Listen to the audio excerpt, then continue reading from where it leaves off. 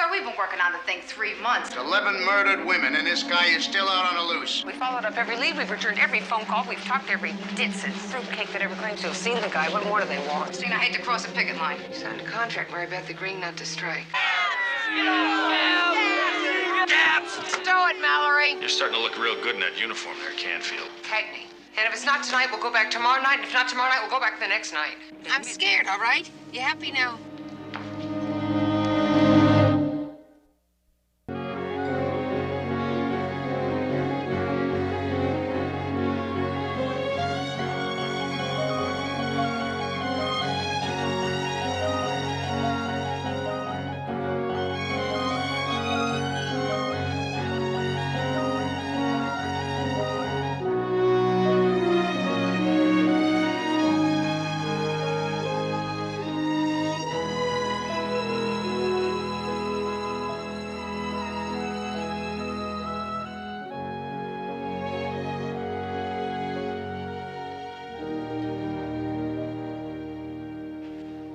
There are 20,000 uniforms in this city. That's 80% of the force. If they walk, your contract binds you to fill in for them until such time as they go back to work. You mean we gotta go back on the beat? In uniform and in blue and white patrol cars. Failure to do so can result in the loss of your gold shield and a proportion of accrued benefits. Mr. Graham, how about 5,000 detectives and supervisory personnel going to cover the city? Badly. But at least there'll be a police presence. And that's why they want you in uniform. Al, if you remember, when the Patrolmen's Brotherhood went out in '70, a lot of the detectives called in sick to support them. Right. And that's why they put a blue flu clause in this contract. Calling in sick without due cause is tantamount to dereliction of duty and punishable by loss of rank and benefits. Could we talk about the meeting, sir? I don't want to hear about that. But the strike vote is tonight at midnight, sir. Look, either they're going to walk or they're not going to walk. There's nothing that you and I can do about that. Now, tell me about this Don Juan thing. Where are you? Well, we're questioning florists and following up all the leads. In other words, you're nowhere. Sir, we've been working on the thing 3 months. That's exactly the point. There's 11 murdered women, and this guy is still out on the loose. It's all over the papers. And City Hall is getting pressure to act. So they're putting together a special homicide task force to coordinate this investigation. What exactly does that mean, Lieutenant? It means that a group of detectives who is going to work exclusively on this case. They're going to have their own headquarters, their own budget, their own personnel. But we caught the first homicide. 8 of the 11 victims were found in this precinct. It should be our case. Well, it has been, Cagney, like you said, for 3 months. Does it mean that Chris and I are off it? Lacey, these guys got nothing else to do but to solve this case. They got access to the latest computers, and they got enough manpower to follow up every single lead. They're pros. So what are we, chopped liver? That is not what I meant, Cagney. And you know it. Now, you go down there and you talk to them. You give them what you can. They're going to want a copy of your case file, and then I don't see any reason why the two of you can't help out on this case in your spare time. What spare time? We each get an hour for lunch.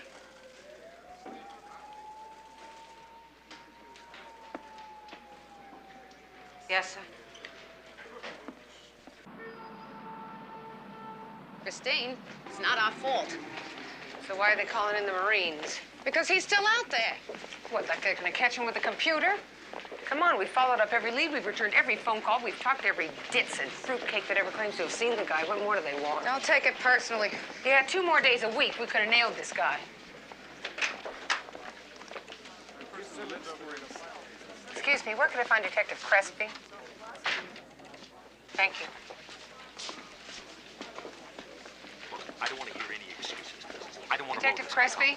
Yeah, that's me. What do you want? I'm Detective Cagney. It's Detective Lacey. We're from the 14th. We caught the first homicide. Is that it? Yes, sir. Yeah. Wait a minute. This is a photocopy. Well, we keep the originals for our file, sir. Is it all here? Yeah, you got detailed reports on all the victims, witnesses interviewed, next of kin, forensics, leads followed up, the works. Okay, good. Thank you.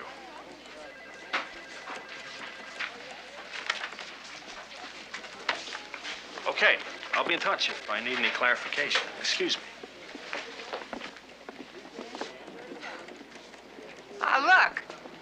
Hey, look, we put a lot of time and legwork into this. You know, we'd like to keep our hand in. Listen, Detective, Cagney. Cagney. Listen, I've got 6 full-time detectives. I've got 3 secretaries. I've got 10 phone lines. I've got 24-hour coverage. And I've got direct access to computer time. Now, that should be enough manpower, don't you think? Well, could you call us at least if you get a break? I mean, we got a lot of groundwork Yeah, there. we'll do.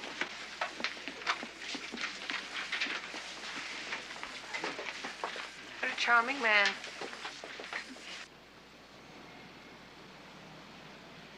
Honey, they've been working without a contract since January 31st. I don't care. Cops are special. It goes with the territory. They're only trying to keep up with inflation. They got the same as we do. Rent, gas, and electric. The kids wear shoes. Mary they go Beth, to you the become a dentist. cop, you take an oath to protect society. It is an essential service. I mean, you think doctors should be able to go on strike? Doctors are different. Yeah? Well, all I know is if those guys walk, this city's gonna be a war zone. Every lowlife from here to Canarsie gonna think he's Al Capone. I mean, you wouldn't walk, would you? That would depend. On what? On what the city was offering. And how bad I was hurting. You hurt? I give you back,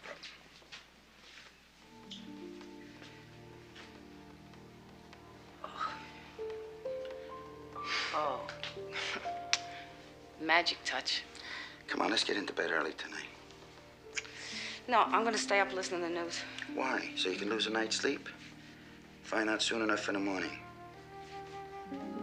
Come on, there's some mint chocolate chip ice cream in the freezer. We'll have an orgy. What kind of a girl do you think I am?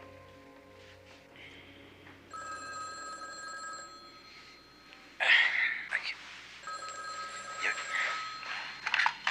Hello? Christine? Oh, no. Yeah. All right. Tell him I'll be there in an hour. What happened? Uniform's going out.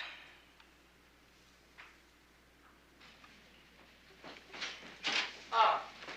If I don't breathe today, I should be all right. I swore I would never wear this thing again. Not even on Halloween. I cannot do this lousy tie. Can you help? Can you give me a hand here? It's driving me nuts. I keep in practice with Harvey. I never saw Harvey wear a tie.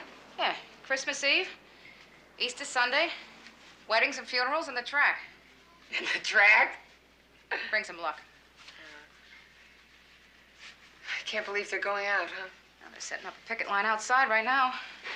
Terrific. That's all we need. Police harassment. Thanks.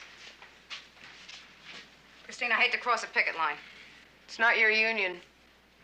It used to be. Well, it's not anymore. You know that lettuce thing? I used to walk 6 blocks to go to another supermarket, do my shopping, so I wouldn't have to go in the one around my corner. Well, get ready. You heard what the union rep said. You could lose your gold shield. Yeah? And the people on that line could lose their rent money. You signed a contract, Mary Beth, agreeing not to strike. So did your father, but he went out. What does my father have to do with this? That was a long time ago. A lot. Because he went out, you and I have better pay.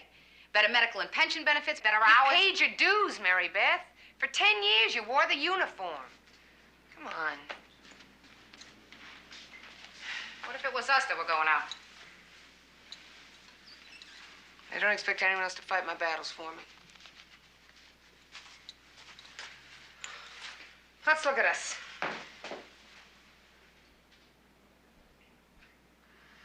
Well, it'll be an interesting roll call. Let's go. Come on!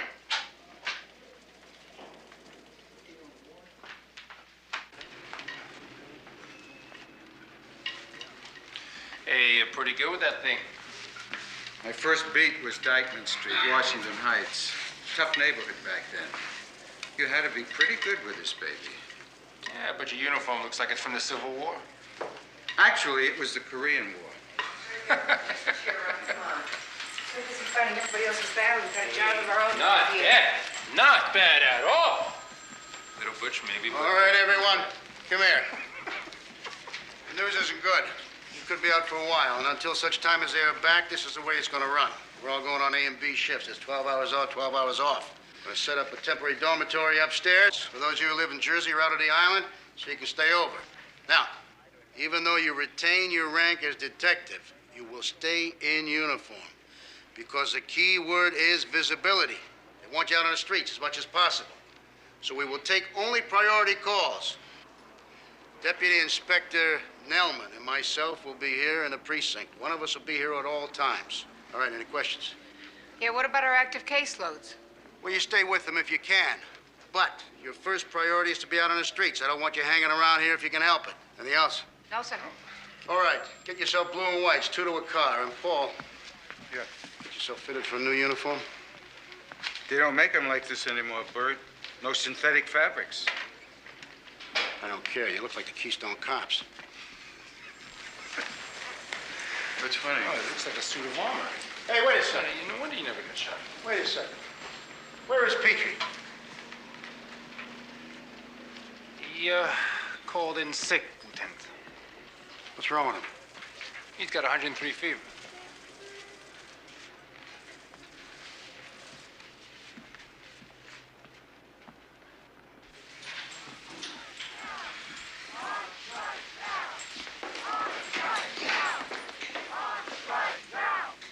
Come on, you want to stay in uniform forever?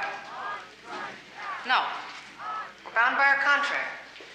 Just keep on walking.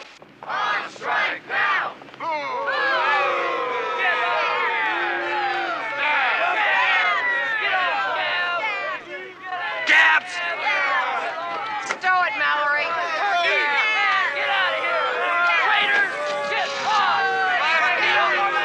You get in trouble someday, Cagney. Don't bother radioing in for a backup.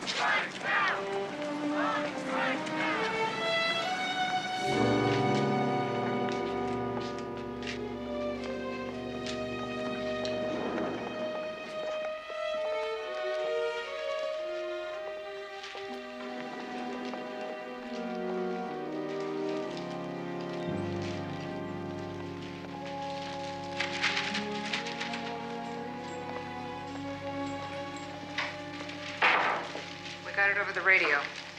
What time did it go down? Last night. Time? I don't know that yet. Did you get an ID on her? Listen, I'm very busy here. Do you mind? Why don't you check with Detective Chang, all right?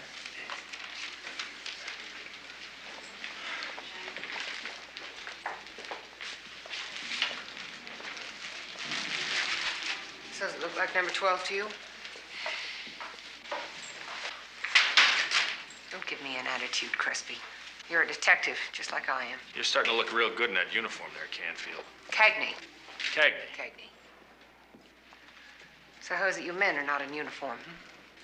Well, we just don't look as pretty in them as you do.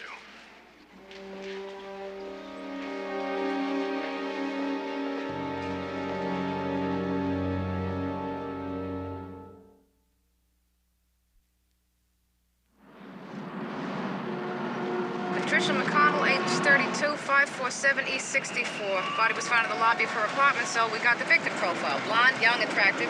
We got the location, the red rose, the strangulation with the piano Who the wire. hell does he think he is? Huh? Crespi. He's a detective, 2nd grade. Can't pull rank on us like that. Forget him, will you? Well, I don't like his attitude. All right, Chris, listen to me. The key to the thing is figuring out how he knows where they live. All the victims were found within 2 blocks of He their acts like he's the only apartment. detective in the whole damn city. Will you give it a rest?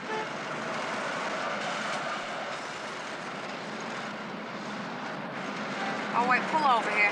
Look at this, she's on fire.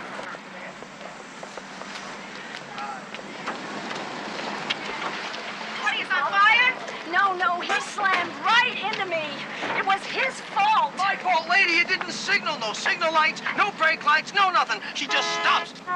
Look what you did to my car. Lady, you could eat off that car. Now, don't be impertinent. You know what you could do with impertinent? You know what you can do with your lips? Button them up. They have license and registration for the two of you. Certainly. It's worth the shot, Mary Beth. We gotta go through Crespi. Why? Because he's got all the telephones, he's got all the people to make the calls. This here is not even our case anymore. We're not even supposed to be here. You want me to do it? No. Oh,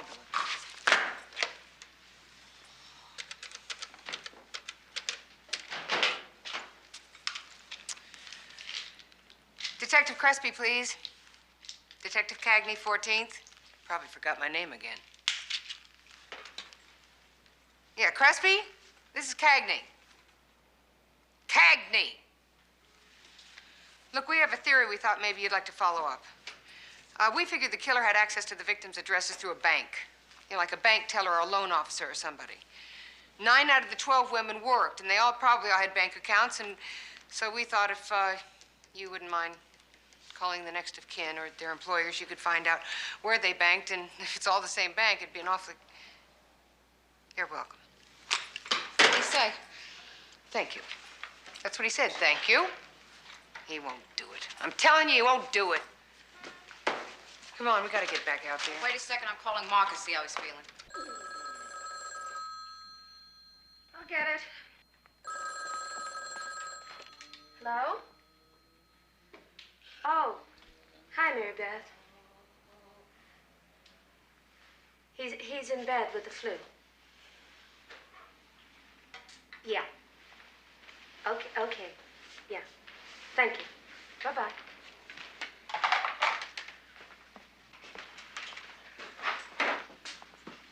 I hate lying. Then don't. You're gonna find out sooner or later anyway. Unless you know a doctor we can bribe. Marcus, what if they take your gold shield away? Then I'll resign and you won't be married to a cop anymore. And you won't have to complain about the hours and the danger. Don't pin this on me! Well, get off my case, Claudia!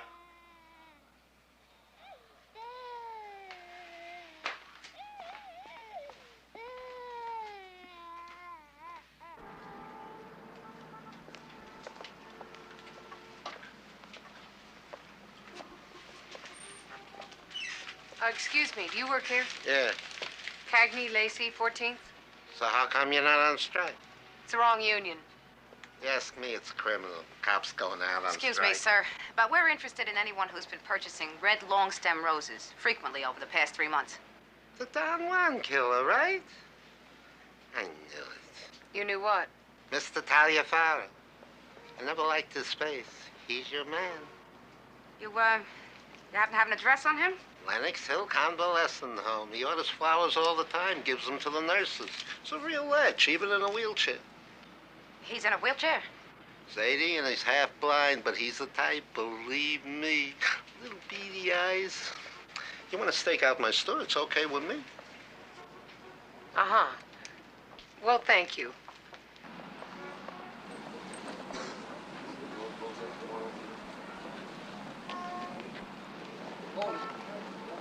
Half hour, 40 minutes tops. Is Michael in bed? Did you give him his allergy medicine? Yeah, the best. Yeah, in a while. Bye-bye. Christine, quitting time. Crespi never called back. Forget Crespi, go home, go to sleep. 9:15. Hardly pays. Well, what about this new man you've seen? What's his name, Bob? Any word for a friendly game of poker? How friendly. Just bring your paycheck. Since when do you play poker? I used to play. It's like riding a bike, it comes back to you. Maybe I'll hang around a while, huh? Yeah? Okay. Night. Night, Mary Beth. It's Becky! Deal me in! All right, name of the game is 7-card stud. 2 down, 4 up, 1 down. Ante up.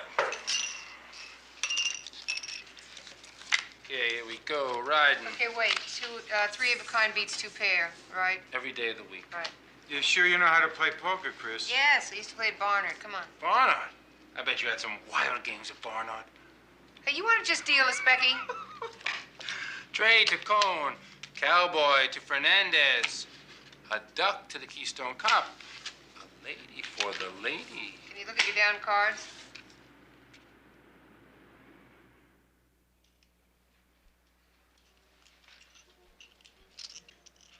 I raised. Oh, that's too rich for me.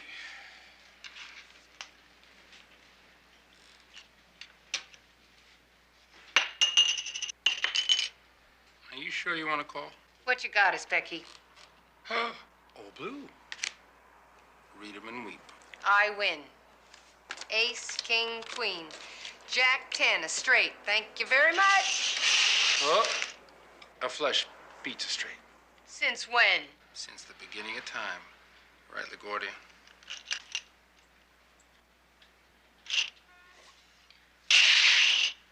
Thank you, gentlemen. It has been a pleasure. Anytime. Hey, be careful out there. There's no cops on the streets. It's dangerous for a lady to be all alone out there.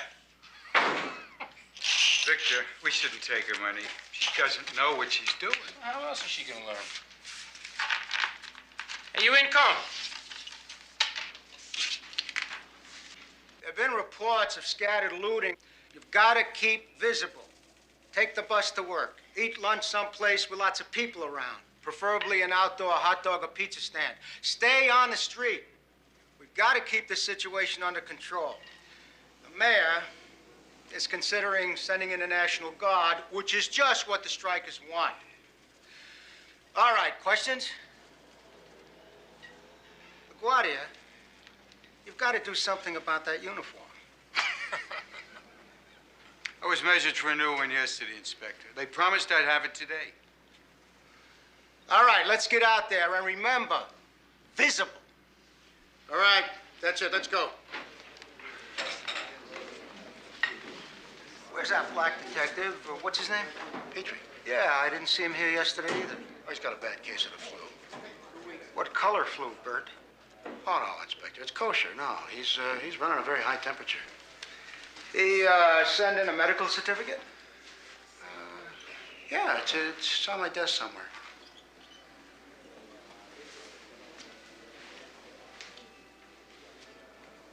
You want some of this here? No, I hate relish. More for me. It's too sweet. Whenever you're through with the mustard, it could work. Today, I'm telling you, he hasn't checked it out. Why shouldn't he check it out? It's a good theory. Because it wasn't his idea. Well, there's nothing we can do about it, so there's no point in giving ourselves indigestion. We can make the calls ourselves. Chris, why not?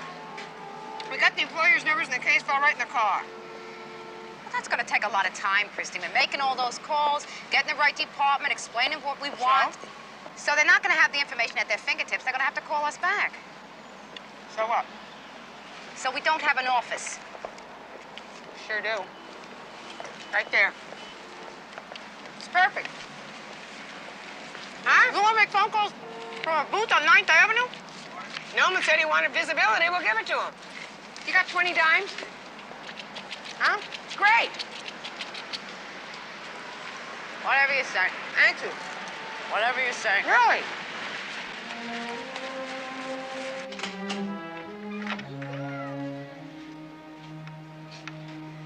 Lauren, can I have a talk with your daddy?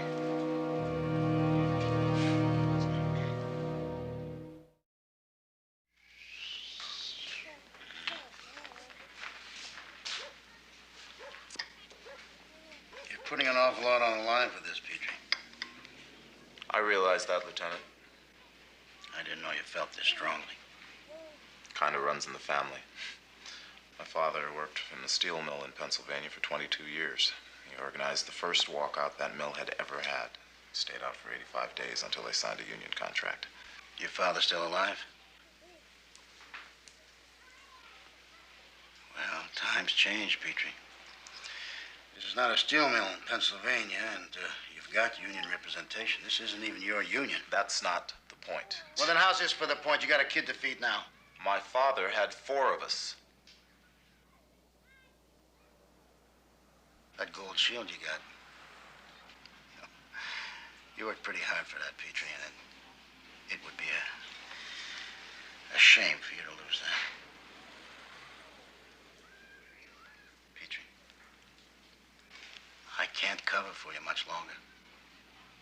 You don't have to. And what are you gonna do if they bust you down? I'll quit. Go back to school. Law, computers, something. I don't know. I can always boost cars. I know how it's done now.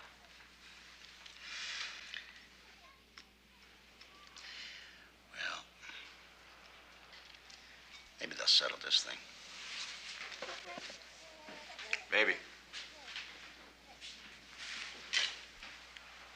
Lieutenant. Hmm? I appreciate you coming up here. Well, you're a good cop. You're a damn good cop, Petrie. Also, you're the only one in the squad who understands his Becky.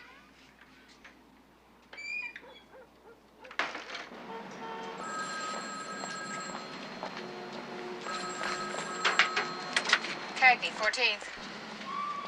Yes, that's right. Yeah, can you repeat that again? Okay. All right, thank you very much.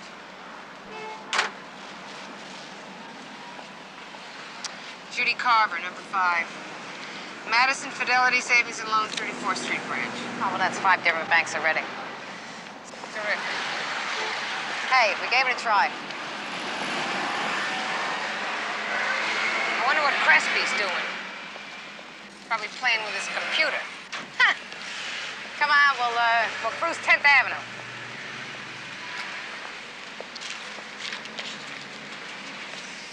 Visible. 6 of Hearts, Flushing. Flushing, nice town. I spent a week there one night. So what are we gonna do, Cagney? Bluff? Raise. I think she's running him up the flagpole. And no one saluted. Call and raise. Call. Sayonara. Full boat. 7's over Johnny's. Does that beat a flush? Even to Barnard. I'm going downstairs for a while. Victor, this is criminal. It's like taking candy from a baby. Look, did you see anybody twist her arm to play? She's dropping her whole week's paycheck. Oh, teach her a lesson. Look, you see, she's trying to compete and prove herself in a man's world. I mean, poker's a man's game. It takes a certain intestinal fortitude. What do intestines have to do with it? It's a figure of speech. Come on, whose deal is it? Your deal.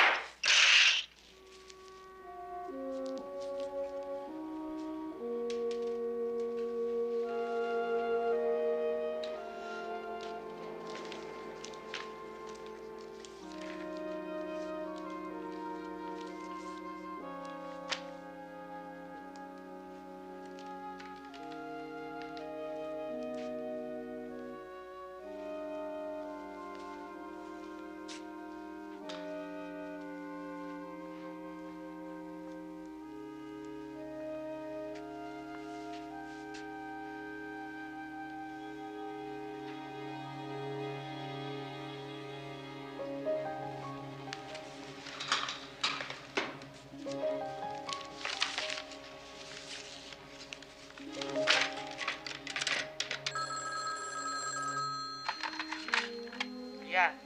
Mary Beth, I think I got it. What time is it? Birth control pills. Christine, it's 1:21 in the morning. Where are you? In the precinct. Listen, you want to hear the link?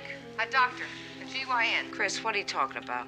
I'm talking about the fact that 4 of the women were carrying birth control pills. You read the psych profile on the killer? Jack the Ripper syndrome, sexually repressed, a high sense of morality. Chris, what are you talking about? I'm saying he resented women who were sexually liberated. Women who used birth control pills. Only 3 of these women were married. Get it?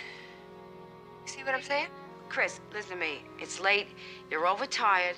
But it makes sense. What if they all went to the same doctor? Will you listen to me? I want you to get in the cab and go home and get some sleep. Okay, I will. Just tell me what you think. Terrific. We'll talk about it in the morning.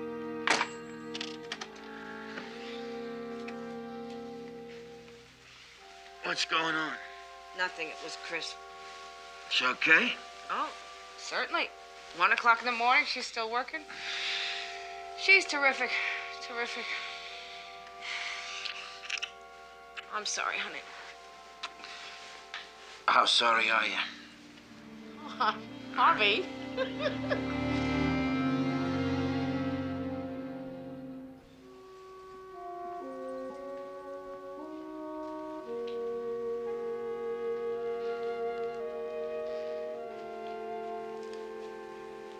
Hey, Chris. Hey.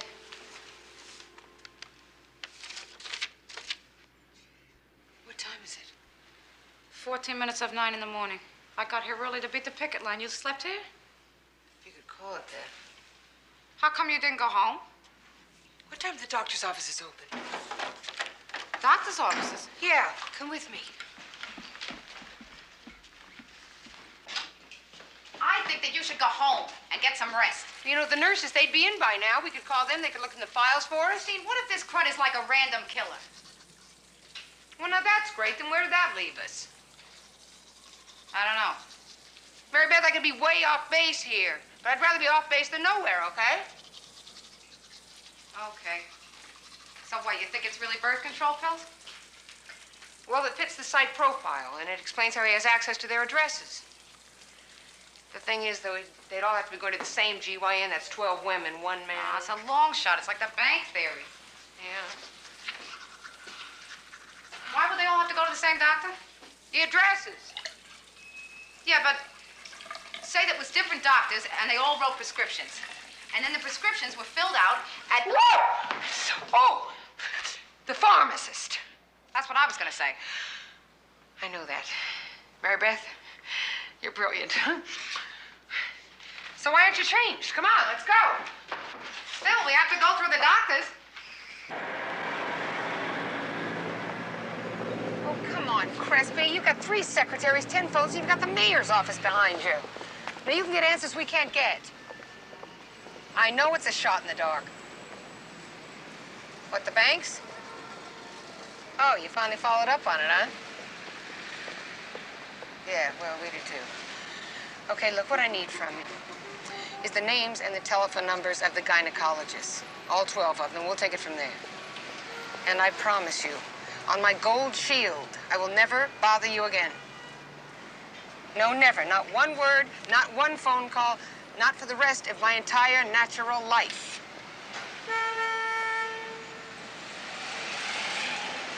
Five 2368. Okay. You think he'll do it? I don't know. I made him a pretty good offer. He really doesn't like you, does he? That's what I'm counting on. Well, there's not going to be any crime on this street corner today.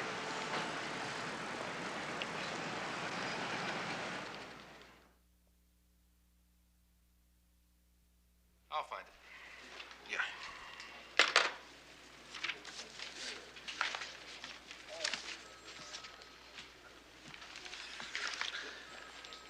Your partner in this morning, Detective? No, sir, he's still sick. What? Must have a pretty nasty case of the flu. Yeah, he's sick as a dog. How long you two been together as a team? About a year and a half. You get along? Sure. You know, you get used to working together with a partner. It's like a marriage. Yeah. You get somebody new, you gotta make the adjustment all over again. It just doesn't feel right. You don't know where the guy likes to eat, how he handles a perp, whether he'll be behind you when you go through a door. You know what I mean? Sure. So, if I were you, I'd help him get better real fast. Real fast. Like tomorrow.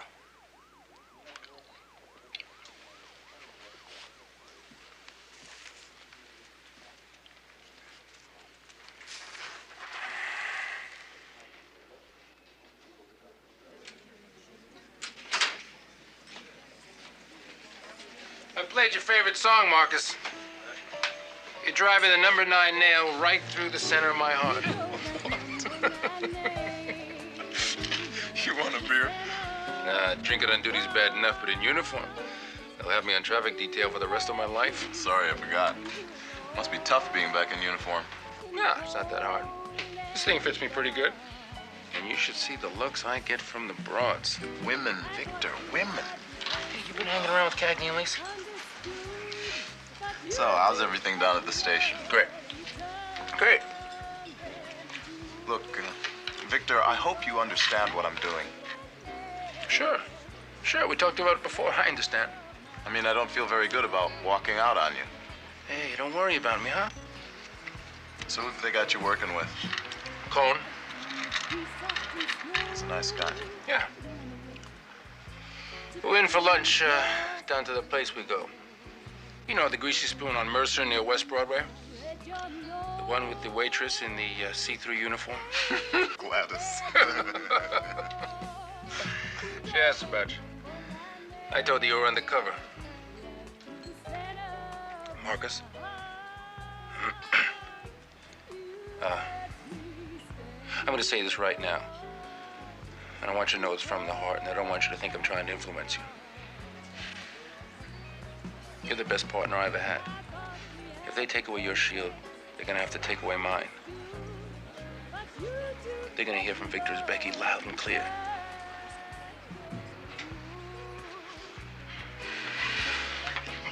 We reached 10 of the doctors, and every single one of them had written a prescription for either birth control pills or devices within the last 3 months. The dates of the prescription correspond within a day or two to the murders. 7 of them were the same night. Okay. But how do we know which drugstore they got them all filled at? 3 of our doctors phoned in prescriptions to the same drugstore, 44th and Park. Which happens to be within walking distance of either their offices or their apartments. Every one of them. It's all circumstantial, even if you link all 12 prescriptions to the same drugstore. We know that, Inspector, so we have a plan. We'll have one of the doctors phone in a prescription, and I'll go in, out of uniform, of course, and I'll have it filled. And we lay a trap and we wait for him. Well, how do you know we'll strike tonight? We don't. But 7 out of 12 ain't bad odds. And if it's not tonight, we'll go back tomorrow night, and if not tomorrow night, we'll go back the next night. I think it's worth a shot. Did you run this by Crespi? No, sir. We're not exactly on speaking terms with Detective Crespi.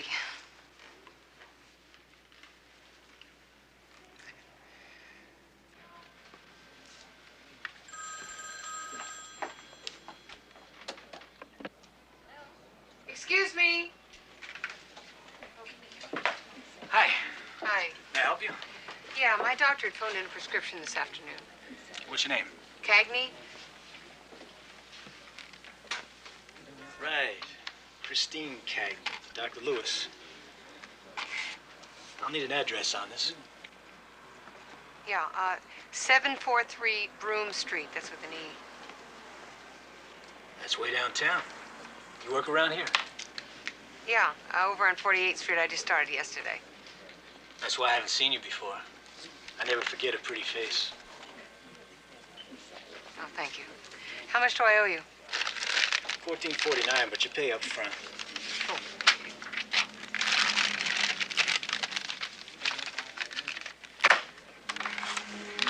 Have a nice day.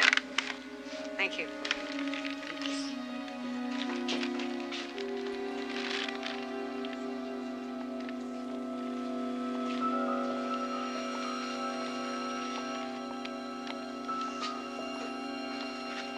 Not only be out of uniform, he'll be out of sight. If he sees anybody at all, he may not make a move. Okay? Paul, you'll be down the street in the doorway here like a wino on a nod. You're gonna be our eyes. Miss Becky, you're gonna be around the corner up here out of sight. Cagney and Lacey will be in this car around this corner. All right? You'll all be in walkie-talkie contact. Cagney will have a wire on her. Why do I need a wire? If he makes a move, I'll bring him down. Cagney, you got backups, okay, on the John Wayne number. What I want you to do is to lead him down this street here, around into the alley. Dark, it's narrow, probably be deserted. That's where he'll probably make his move, okay? Everybody straight? Yes, sir. Okay, let's get going.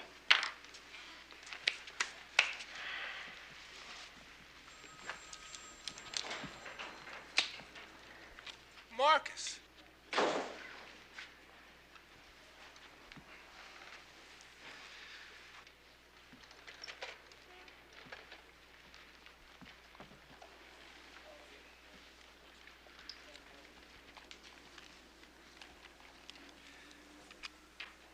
I'd like to spend the evening in an alley on Broome Street. Unless you got something better to do. I don't have anything better to do. Good. Miss Becky will fill you in. You're rolling in 5 minutes. Hey. See you in the car. Hey, Petrie, welcome back. I'm not back. You're here. Victor told me what was going down tonight. I'm here. Tonight. Just tonight. I appreciate it.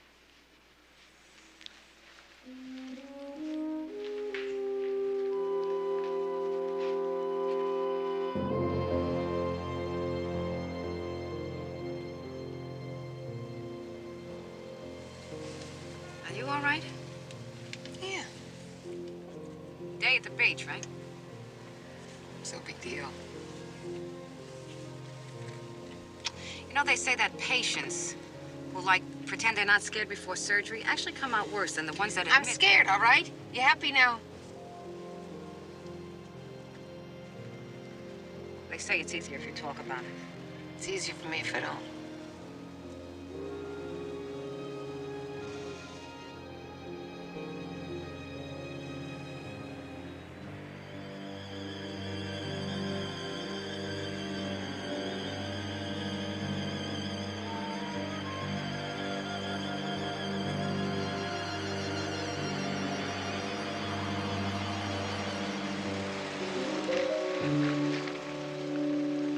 Lacey? Reading you, Paul.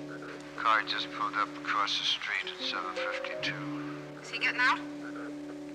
He's just sitting there. All right, let's give him a minute. Becky?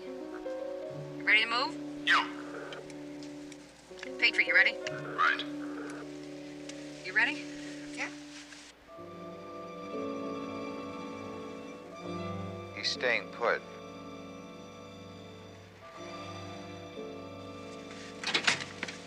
Let's do it.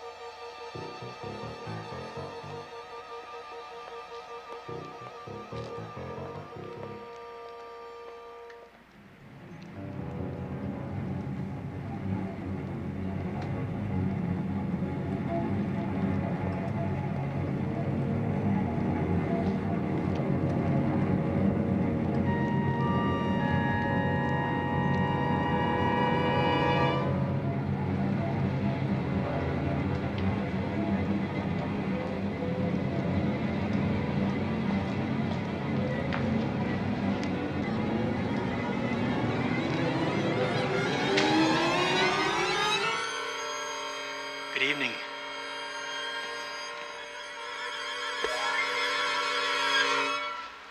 Don't move. We're the police. You're surrounded.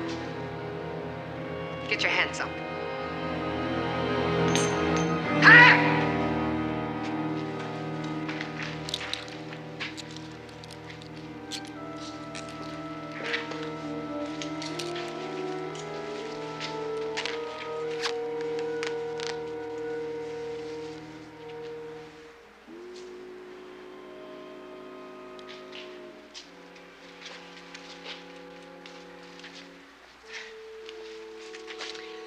Who's got the evidence bag?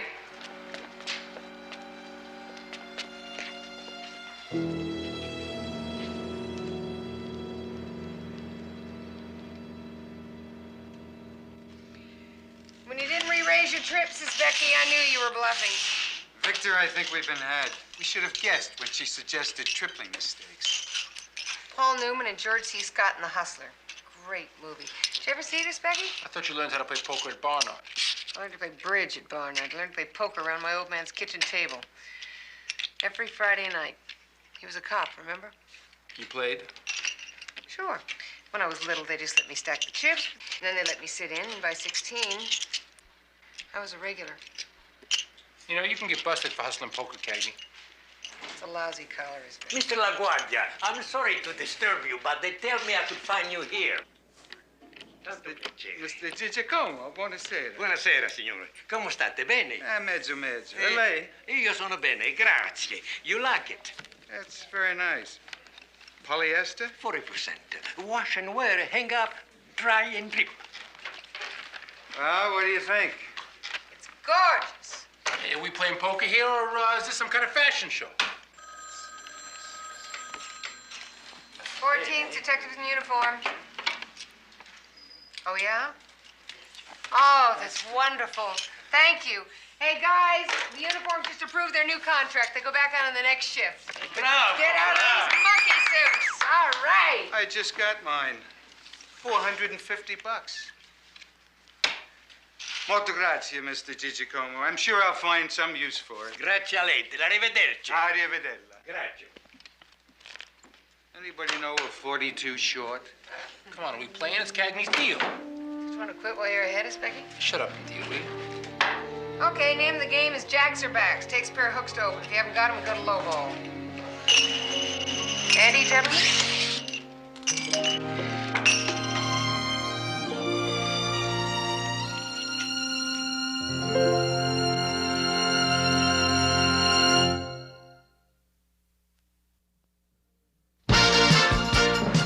Asking me this personally, or is this professional? This isn't a runaway wife anymore. We've got a homicide here, and you two women were the last people to see her alive. You had lovers. And the letter is signed the Marquis de Sade. This is two working. I know what it sounds like, but it's police work, Hoff. I am not having a good time. Back from Acapulco a week early and walks in on Brad and Devin in Brad's apartment. Brad shot Liz? No. Devin shot Liz? Oh, no way. Devin was in the shower. Well, who shot Liz? My money's on Lance. Her ex-husband? He's still real hung up on her. Say, if you never watched these shows, how come you know all the people in them? I got hooked on Beyond the Horizon when I worked nights. I found I really missed it when I went over to day shift. Go work nights like me. My daughter gave me one of those video recorders for Christmas. I tape old shows, and on weekends I catch up. Not a terrible idea. I could use one myself for the summer. How's that? I work days during the tourist season. I've already been to the Westchester police. If she turns up, they'll let me know, but they aren't even going to look for her. Please. I can't just sit around and wait. I'm going out of my mind. Your wife was last seen at the Sullivan Theater, Mr. White? She goes to a matinee every Wednesday with her girlfriends. This is an idea that I never liked, the three of them going into the city alone like this. It's a dangerous place for women. Mr. White, this is awkward, but we do have to ask a question. It's all right. Westchester police have already asked. No, my wife and I were not having marital difficulties. She is a good wife and mother to our two little girls. Now, please, find her. Yes, sir. We'll certainly do what we can, Mr. White. I think the Westchester police had the right idea. We want to run away from all of this. People who want more. Oh, come on. What more? She's got two beautiful daughters, a husband that adores her, got a nice home, and a safe neighborhood, and every Wednesday a day out with the girls. Shopping and culture. I wouldn't need much more.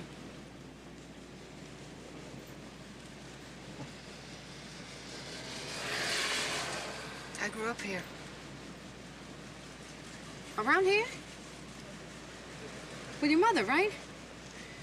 My grandmother and my brother. Oh, yeah. How come I never hear about your brother? He lives in California now.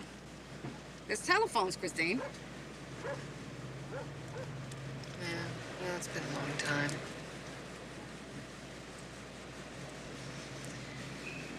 I haven't talked to him since my mother died. I'm sorry.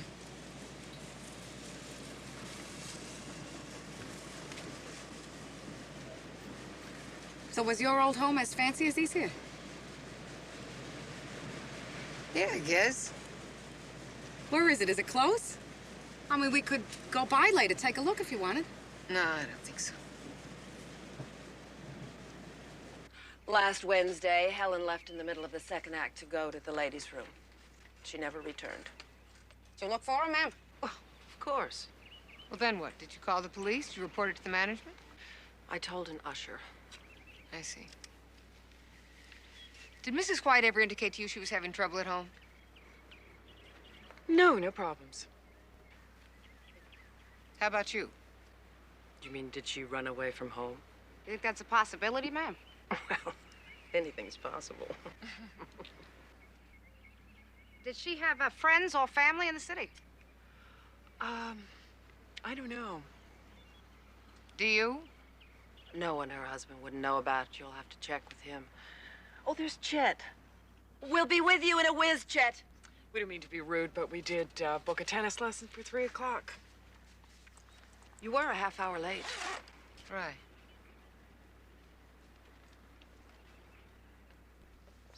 Can you believe those two? Their friend disappears and they're worried about making a tennis lesson. People have different ways of dealing with their emotions, Christine. Oh, can the good cop routine, Mary Beth. It's just us here. God, they even have their hair done to play tennis. Mary Beth, you had a phone call. I left a message on your desk. Thanks. Bad day in court, Specky? You look like you got dragged through the mud, pal. Hey, who cares about court, Cagney? Real police work's done in the streets. Car thief. We caught him in the act. Wow. Just you and Petrie, huh? No SWAT squad? Hey. Look, I don't have time to make small talk with you, detective. I got some reports to fill out. Come on.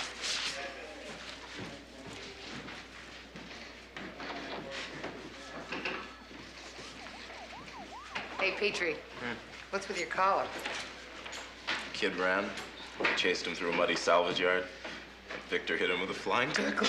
You're kidding. That explains the suit. His best and only suit. Your perp looks like a kid. He may be a juvenile. He's not carrying any ID, and he won't tell us his name. Is the lieutenant in? I haven't seen him. Christine, we're going to the morgue. They got a body that might be on Helen White. They're gonna lose the personal touch. The computer's just a tool, Bert. What's to be afraid of?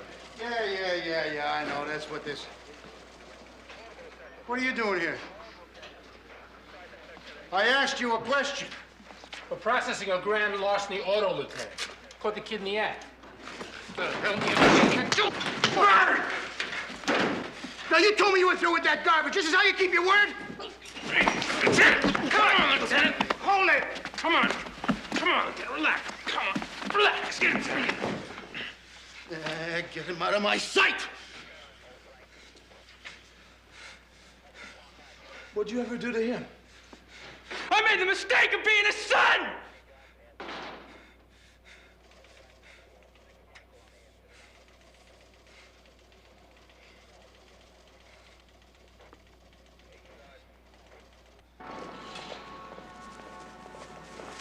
Should we say something to Samuels about his boy? What do you say? Imagine your own kid, arrested, brought in the precinct. I'd die if it was one of mine. Happens. A lot of cops' kids get in trouble. Not all cops' kids. I did. You did? Why? Shoplifting, ice skates.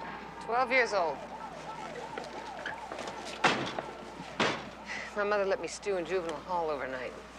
You're kidding. You were 12. I sat there until my dad found out about it, and he came and sprung me. That's a pretty rough thing for her to do. Why? I'm the one that got in trouble. Yeah, but still leaving your kid overnight in jail, I mean, you must have felt, I don't know what, Worked, didn't it? I never stole again.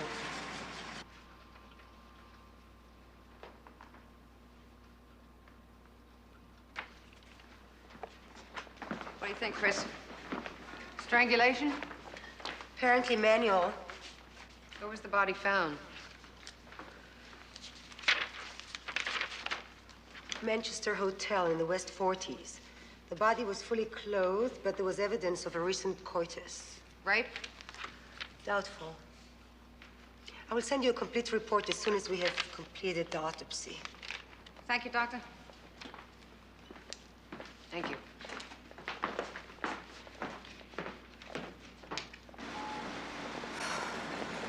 I'll never get used to looking at dead bodies.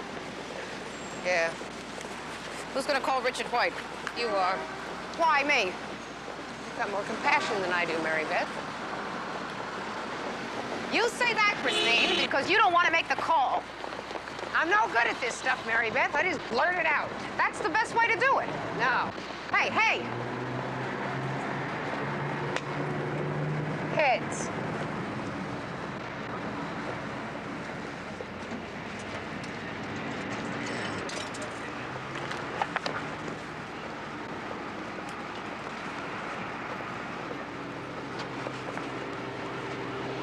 Yeah, Mr. White? Hi, this is Detective Cagney. We found your wife. I'm not Mary Worth, honey. They sign in, pay their money, I give them their key. After that, what they do is their business. Well, right now it's police business, so Smith, what? Smith, Jones, Smith, an original thinker, Brown. This isn't the Ritz, as you can see. What? Would your memory be refreshed if we just went back down to the station? I was going to tell you, it doesn't mean anything to me. I told you. She came in here 2-3 times a month with some guy. Same guy? Every time. Sometimes, he came in with other women, but she was true blue loyal. Looked to me like she really had the hots for him. They didn't even wait for the elevator. So this man came in, what, at least once a week, and you can't describe him to us at all, is that right? 2 arms, 2 legs. You are really pressing your luck with me, lady. Sue me. Fine. Let's go. Christine. No! Christine, What? come on, lady. You want to help us here? We're looking for a murderer. He had this scar. Ran from here to here. He was dark and swarthy. And really put together. What about a name? Could be Smith. Could be Jones. Could be Brown, right? You got it.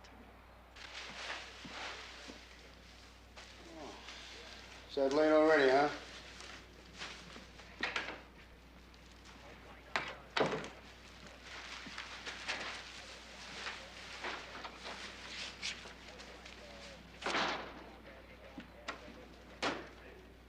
Thelma.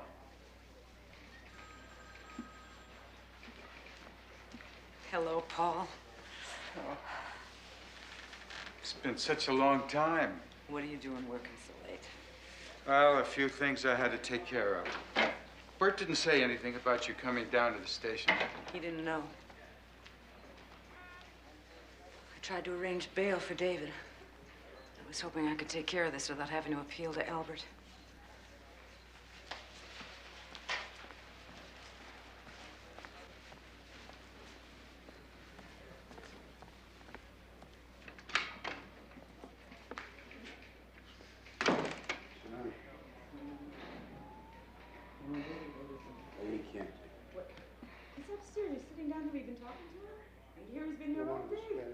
What do you think this is? A playground or something? I'm a camp counselor? Lecture the kid. He's broken the law. And he broke the law. He has got to learn that actions have consequences. Every time he gets into trouble, you think I can bail him out just like that, huh? No wonder he turns around and runs right back out in the streets again. My kid thinks he's untouchable. I am not asking you to bail him out. No, but you're asking me to co-sign a loan on the house. No, it's my loan. I'll be responsible for it. Yeah, you'll be responsible. You think I'm going to allow him to drive you into financial ruin? No, sir. I don't need that. You have your way of dealing with our son. I've got mine.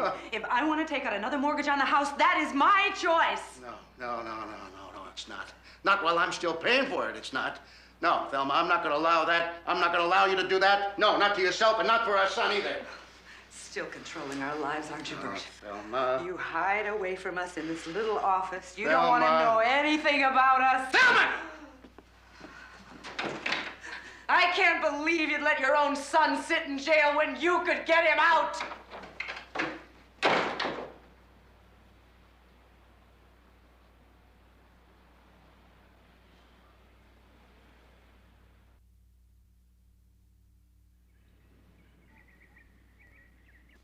This isn't a runaway wife anymore. We've got a homicide here, and you 2 women were the last people to see her alive. We told you everything. No, ma'am, I don't think so. You see, we've established the time of your friend's death between noon and 3 p.m. She never went to the theater. Did she, Marcia? You don't have to talk to them. I wouldn't listen to that advice if I were you, Mrs. Reynolds, because it's lousy. Seeing as everything you've said to us up till now has been a lie, considering you were the last person to see your friend alive, I would say that made you a very good suspect. At least the best one we've got. Marcia, it'd be so much easier if you just tell us what happened. Come on. Helen, wasn't at the theater. Neither was Linda. It was just me. Wednesdays, we go into the city, but only one of us would go to the theater. Meanwhile, the other two would,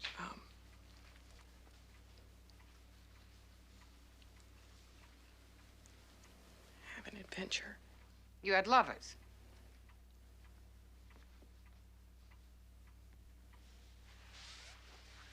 Who was Helen involved with? I don't know. Right. No, we didn't tell each other so that we wouldn't have to lie to cover. How thoughtful. My husband, will he find out? You're a material witness, Marcia. It's likely that he will. He'll divorce me. I know it. You should have thought of that before. Oh, wow. Why didn't I think of that? I saw my mother sitting there. Oh, Chris, is that why she and Charlie got divorced? No. My mother didn't have affairs. At least none that I know about. She was just lonely. She cut herself off a lot from everything, especially after the divorce. Maybe she still loved your dad. I never asked her. She and my brother were close, huh? How old were you when she died? 19. I was in Europe, in school at the time. Oh, so you had to come back, huh? For the funeral? No, I didn't.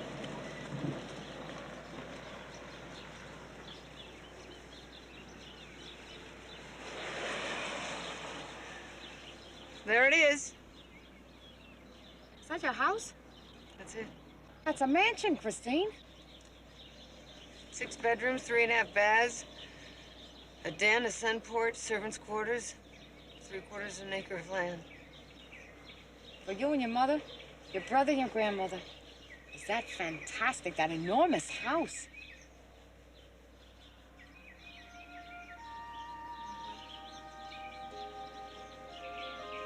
Is this the first time you've seen it since the family sold it? No, after the buy. What a lucky start, huh? I mean, all of that, you and your brother. You must have wonderful memories. Yeah, let's go. We're gonna hit that traffic going back.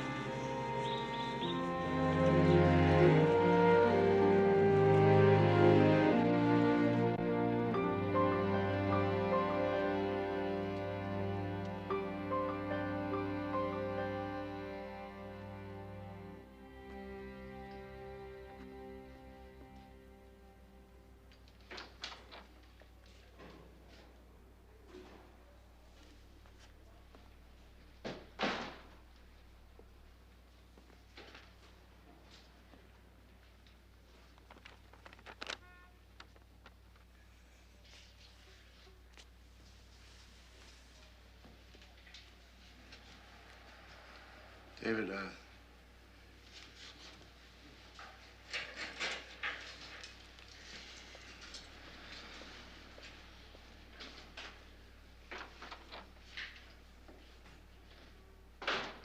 you okay, son? Huh?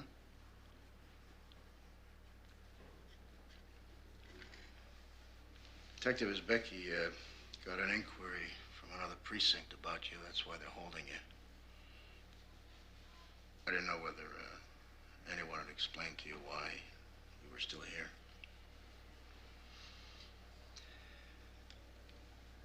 Your mother was by here yesterday. seems to think that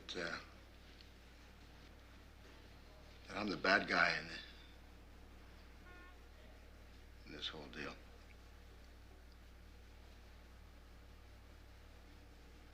I suppose you do too, huh? David,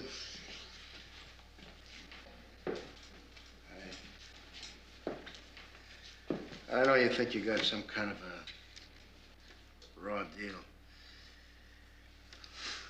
I never had enough time for you kids. I know that, damn it. But I did the best that I knew how.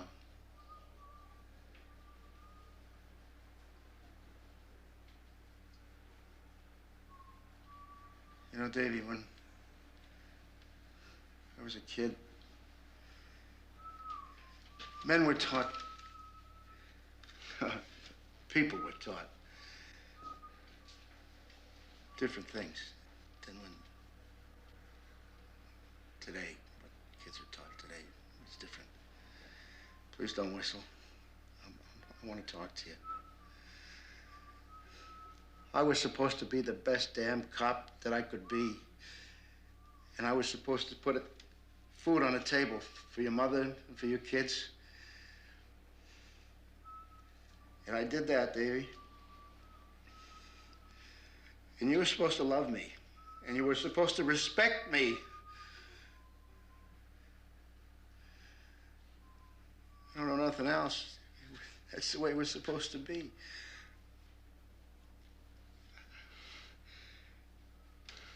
Davy, it's complicated for me, too. Do you know that? I don't know all the answers, Davy.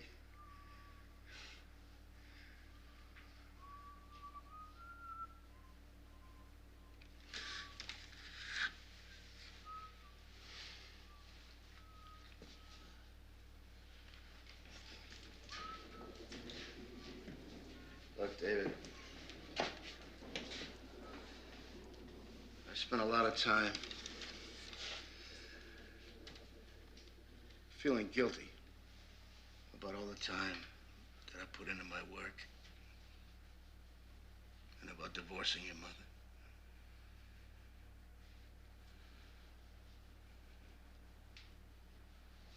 But, Davy, I want you to know that if I could do it all over again, I don't think that I could.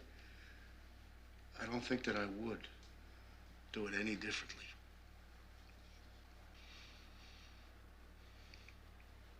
And now, Davy, you gotta make a life for yourself. And you gotta quit blaming me for the mess that you got yourself into.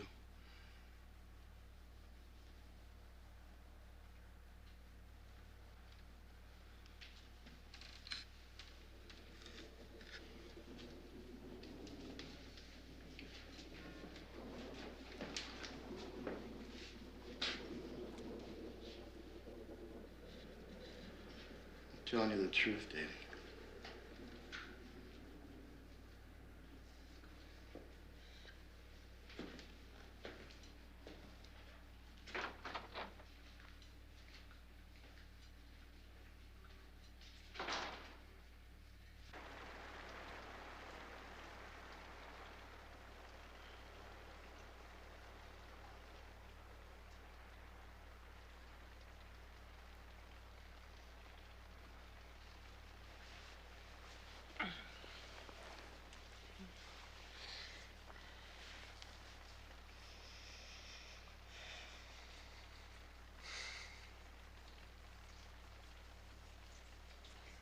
Harv?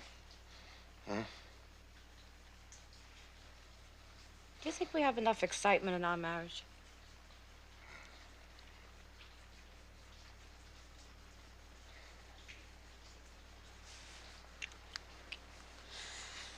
Thinking about those women, you know, sneaking around, fooling around.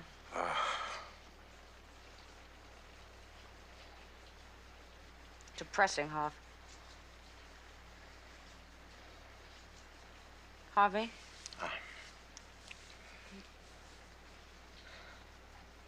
I don't know if I'm more depressed about them or Chris or Samuels and his kid.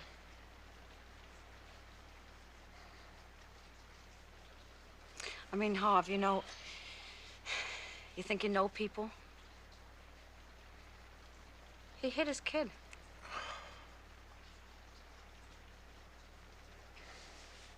And you ought to see that palace that Christine grew up in, Harv. Huh, unbelievable. It's unbelievable. But sad, too, you know. She hasn't talked to her brother since she's 19. And there's a lot of unfinished business with her mother, too. I worry about her, Harv, I do. Because she keeps everything inside, you know? Thank you, Harvey Lacey. It's been scintillating. Oh. Scintillating having you ease my mind through all of this.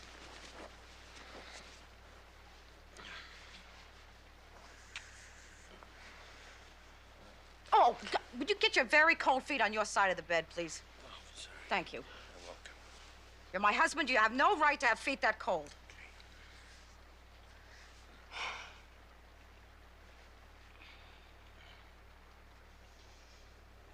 Night, babe.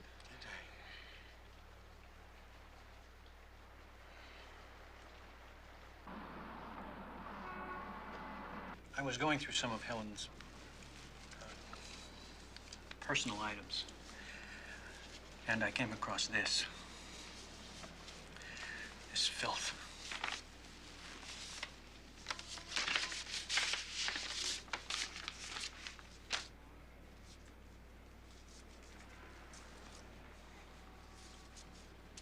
Do you know the man in these pictures, Mr. White?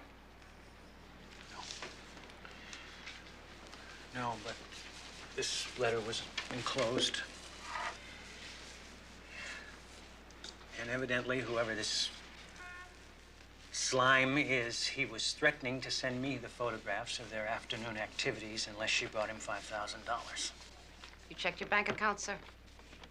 It's nothing unusual. Did your wife have access to any funds of her own? No. It's a Manhattan postmark dated last Friday. No return address. And the letter is signed the Marquis de Sade.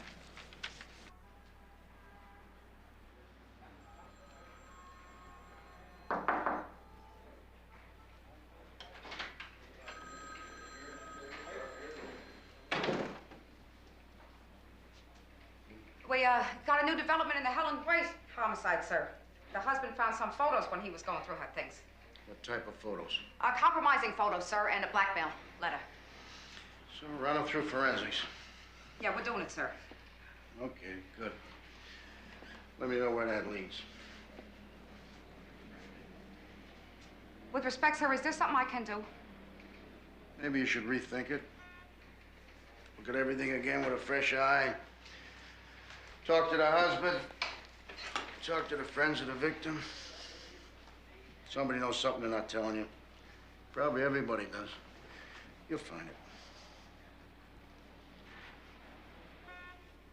Something else? No. Thank you, sir.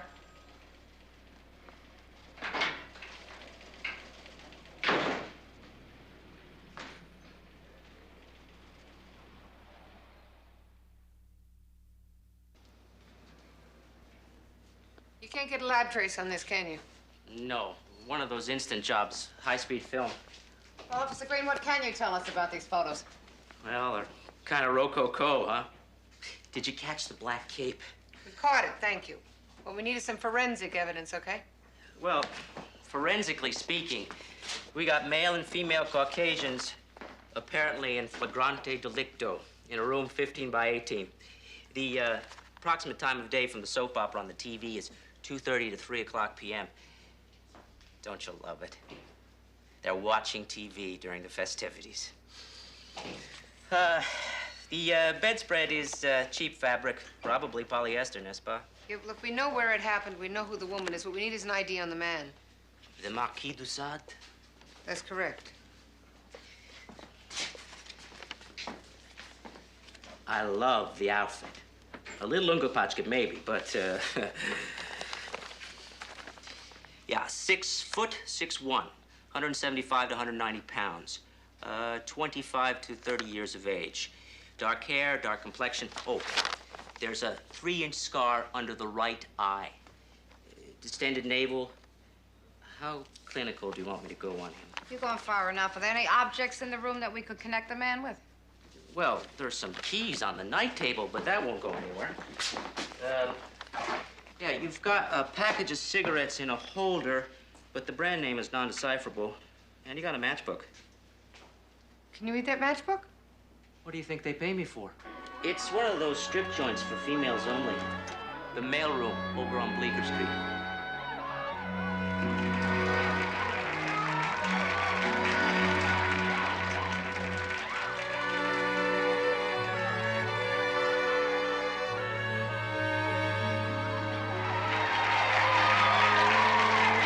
So what do you think, ladies? Do you love it? Is he primitive enough for you? This is two working. I know what it sounds like, but it's police work hard. I am not having a good time. All right.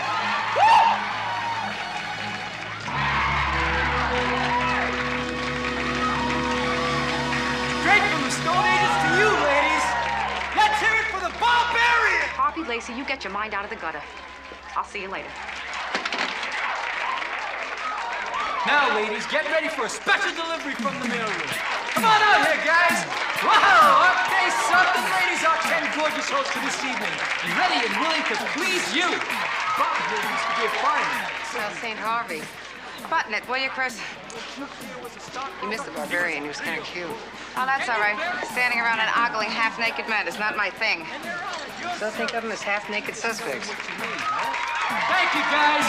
Your host, ladies. Let's put them to work. And now, ladies, hang on to your seats.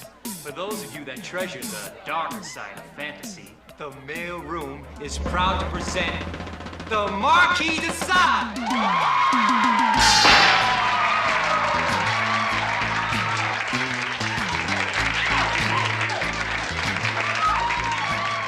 Same outfit as in the picture. 6 feet, 6'1". It's dark. Same body. Is he something, ladies? Huh? Does he give you what you want?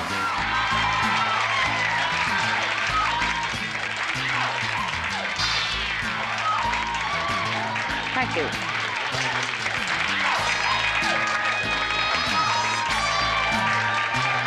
Do you want to take it off for you?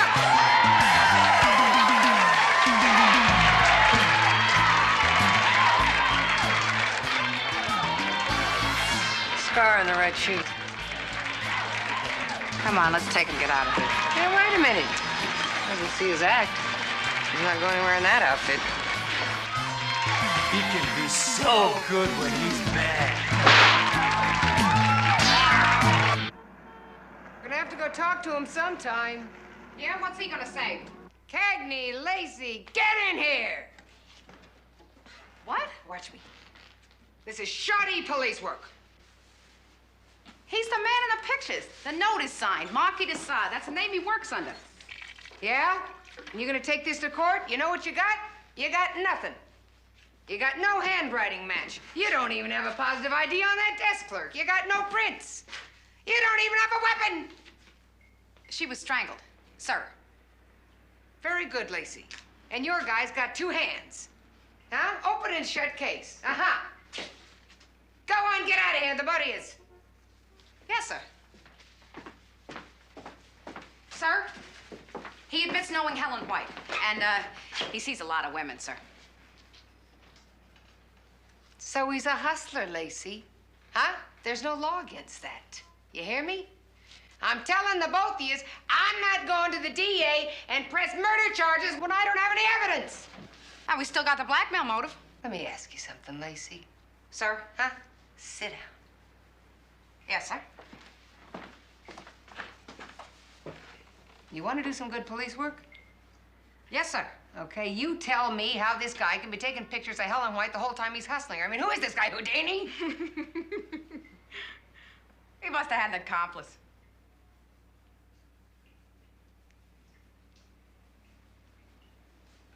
Very good, Cagney. Hey. I would have thought of it.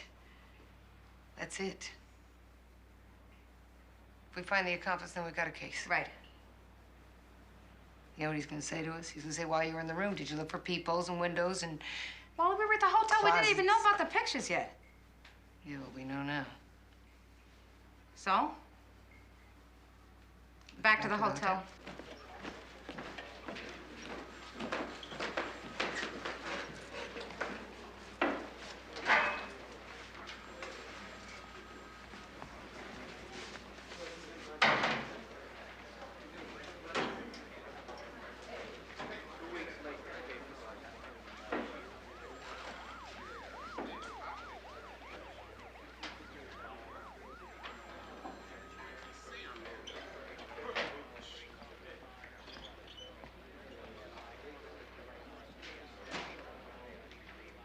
This is definitely the angle from which the pictures were being taken.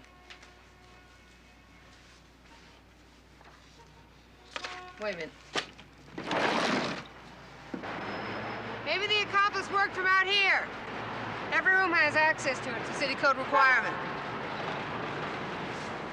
So what do you think? Well, some guy could have climbed up off the street.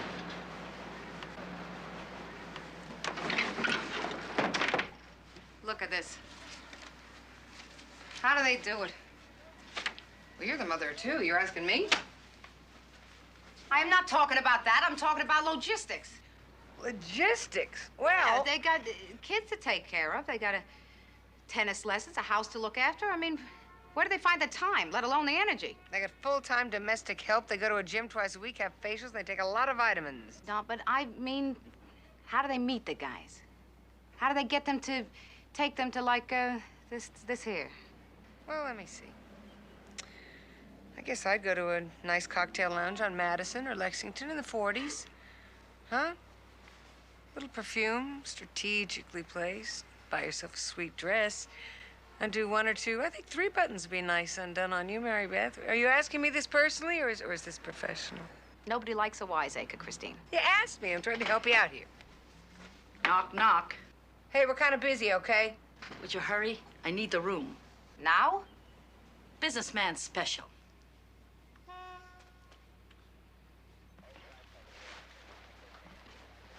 Cagney, it's 9:30. What are you doing still here? Just cleaning up some work. Went off shift 4 hours ago. So do you. Crossword puzzle? Helps me relax. Lieutenant, I wanted to say that I was sorry about David. What is there to say? You turned out all right. And your old man was a cop. My problem was with my mother. Yeah, you see, you kids, no matter what we do for you, you kids, you gotta stick it to us parents. Maybe Freud was right. Don't smart mouth me. Sometimes I think that kid of mine hates me so much. I don't think that's true, Lieutenant. Is that right? Well, what are you telling me? That now everything is okay between you and your mother? Well, no, but it's because I... Well, you got a responsibility to your parents, you know that? You got a responsibility to your family. Parents are people, too. It's like a two-way street.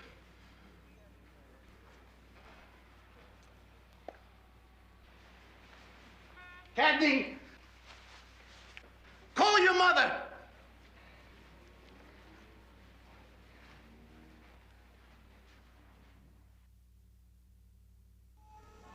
You got bupkis, ladies. Bupkis? Nada. Nothing. You don't have enough evidence against the guy. You think district attorneys make cases out of air? The desk clerk made a positive ID. On the night of the murder, the two of them went in together and he came out alone. Bupkis. I don't want to hear bupkis. Some smart defense lawyer will argue there was somebody else up there. The trial will go on 2 months. The jury will vote not guilty. Reasonable doubt.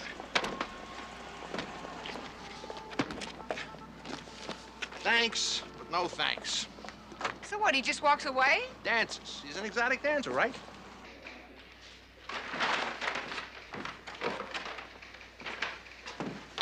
Hiya, Josie. Hey, Marcus, How's the lieutenant?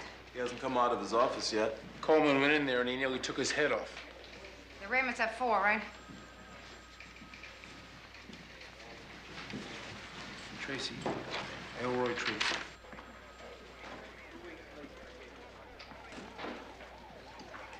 Hey, Paul. Oh, I hope you don't mind. What's to mind? Our case isn't going anywhere. Good. The DA dismissed it. Good. Why good? I think I have a new theory about your case. You do? Could we go somewhere private? This is a little embarrassing. Ladies' room. Good.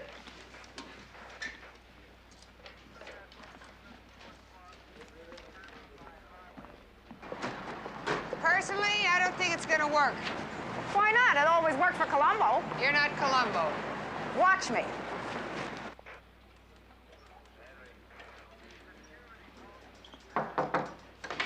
You hear someone say, come in? Thought you might want to talk, Bert. Yeah, well, you thought wrong. Just close the door on your way out.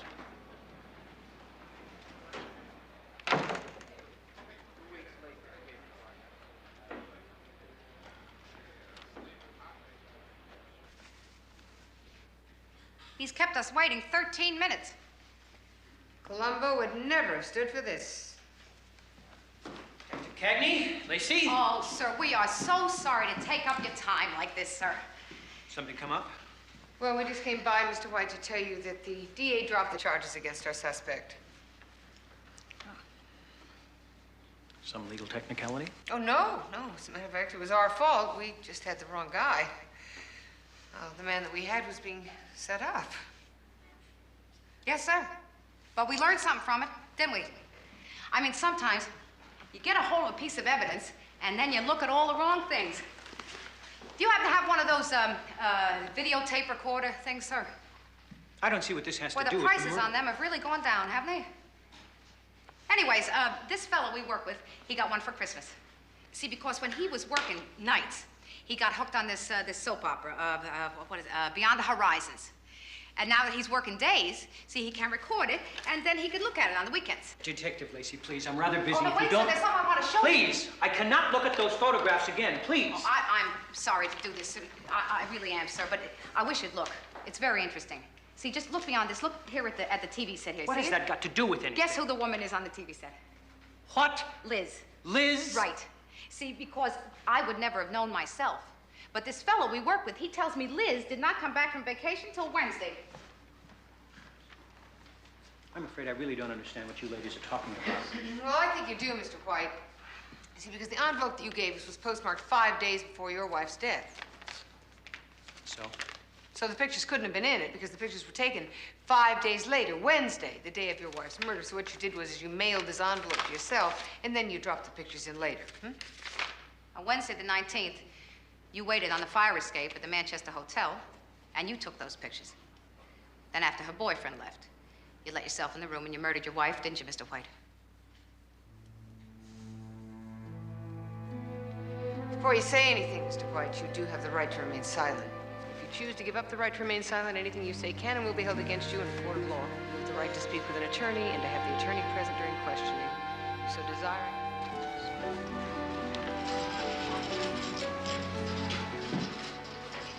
Was I right?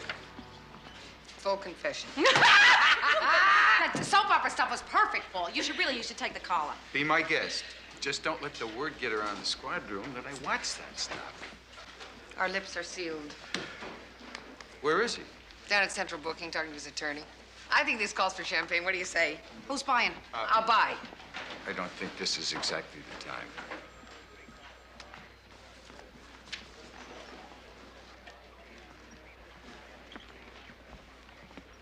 36 minutes. You're never gonna make it.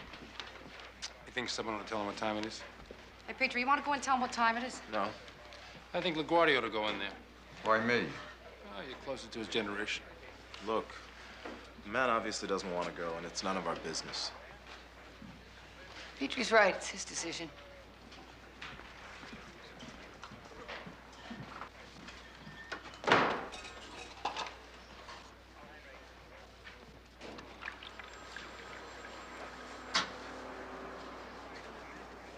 crazy. What? He's tearing him up. You know. That's his son. Whatever happened between the two of them, Christine, can be repaired. That's family. They love and hate each other, you argue and fight, but you don't walk away. Lieutenant, last night you told me to call my mother. I didn't do it because my mother died. Oh, I'm No, sorry, it's all Kate. right. It happened a long time ago. But what I needed to say to you is I wish I had. Can you please? And now I wish I could. So I guess what I'm telling you is I'm just telling you. What'd you say to him? Nothing.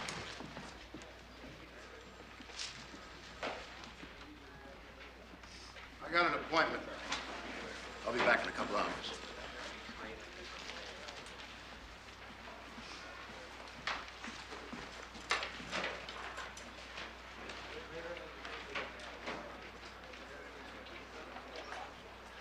He's never gonna make it.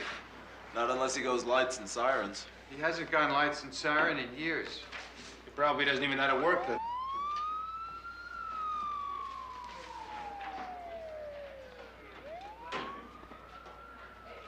You said something to him.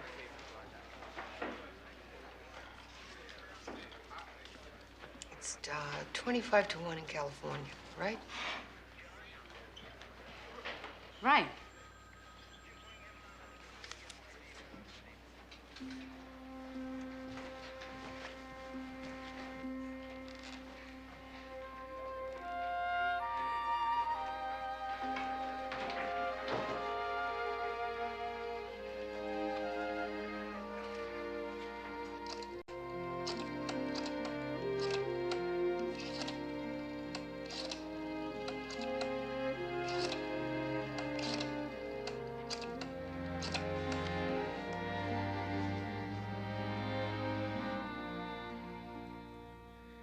Hello, Annie?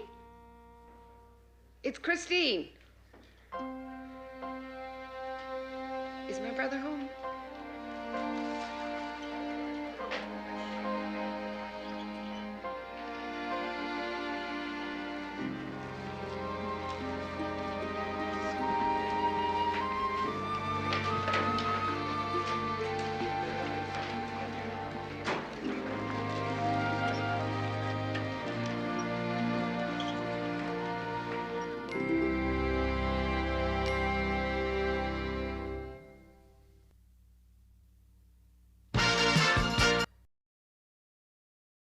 Everywhere you look, it's half-naked women being used to sell everything from cars to cola.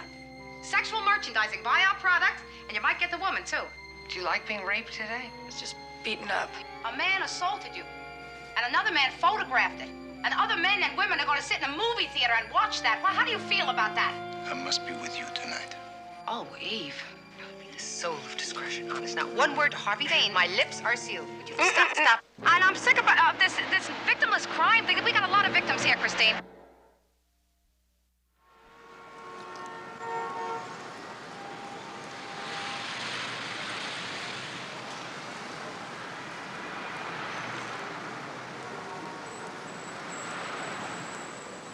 You know, I don't mind getting up at the crack of dawn for an early morning court appearance. That is true. But I'll tell you, when the judge continues it because the lawyer doesn't have his act together, that ticks me off. Ought to be used to it by now, I never Christine. get used to it. A man robs a drugstore in broad daylight. There are 6 eyewitnesses who get positive IDs. The lawyer says he needs more time to get his case together. What case? He doesn't even have a case. Well, lock him up. Don't worry. I'd like to lock the lawyer up with him. Did you see the way he played the judge? I don't think Judge Burns noticed. He was napping. What is it? Dear. If Becky didn't fill this gas tank, I'm gonna have him killed. The gas is half full. Great. Where are we?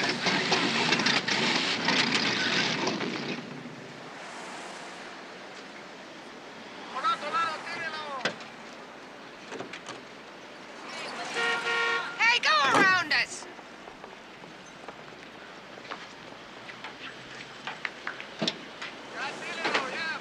What do you think?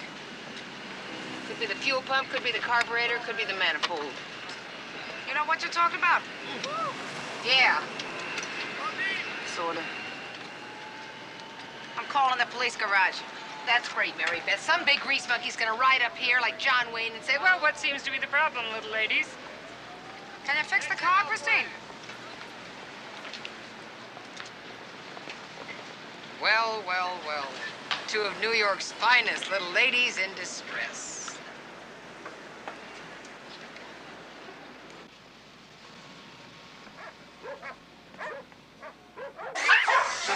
Everything is going to work out fine. In broad daylight on 48th Street, he pulls out a rifle and starts shooting. We are doing the best we can. Tessie has stopped eating. She will not go out for her walk. Oh, poor little thing. Yeah, poor Tessie. But Tessie, what we're going to do... Hey, I'm just making nice with you. We're trying to do everything we can. I'm sorry. I didn't mean... Squad room, Monsieur Benoit. Our detectives operate out of here. How you doing, LaGuardia? Fine. That's my boy. We have an excellent pension program for our older police officers. Okay, please, I gotta have every can work. I'm gonna take care of everything. I'm a dog lover too, so you'll see everything is gonna work out fine. You just gotta be a little time to get some. I'm gonna put my best to it. I'll be with you in a minute, Daniel. Just a minute. You'll see. I promise you, my best two detectives are working. Community relations is an important part of our work. So, what can I do for you? Let me introduce Monsieur Yves Benoit from the Public Relations Office of the Paris Police Department. Monsieur Benoit, Lieutenant Bert Samuels, 14th Precinct. How you doing? I'm very pleased to meet you, Lieutenant. Monsieur Benoit is here to observe police procedure in New York. It's part of a little program of international cooperation between Paris and Washington. Uh-huh. And he asked to observe a typical precinct. I thought, what better place than the one for it? Uh-huh. I know you'll take good care of him, Bert. Show him how a top-notch team of police officers operates. Daniels, I am swamped with cases. I got no time for this. That's terrific. It's terrific. He'll be right in the middle of things, front row seat. Monsieur Benoit, I'm going to leave you in Lieutenant Samuel's capable hands. If there's anything he can do for you, you just let him know. Au revoir, monsieur. Thank you. Thanks, Bert. Well, would you like a cup of coffee? It's very kind of you, Lieutenant. Yeah, well, there's some over there. You help yourself. Go ahead. Okay, and what's the problem? We could be here for days. Relax. They said they were sending somebody right away. Don't count on it. This is the police department. I don't want to hear one word about women and cars. Now, why should he make a crack? You know these department mechanics. They're all clowns. I took my sports car in to have it fixed by him. One of them suggested I turn it in for a station wagon with automatic transmission. Did you hear that? Small caliber pistol.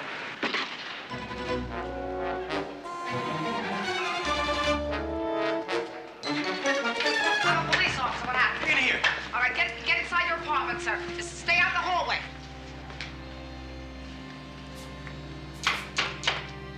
Police, open up! Police! Back up. No, let's go in. We heard gunshots. Whoever police officers, back away from the door, sir. Put your hands in the air. Nice and slow. Good. Everybody. Good. We heard gunshots from this apartment. Hey, we're making a movie here. Anybody fire this gun? No, it's just a prop. It just makes noise, no bullets.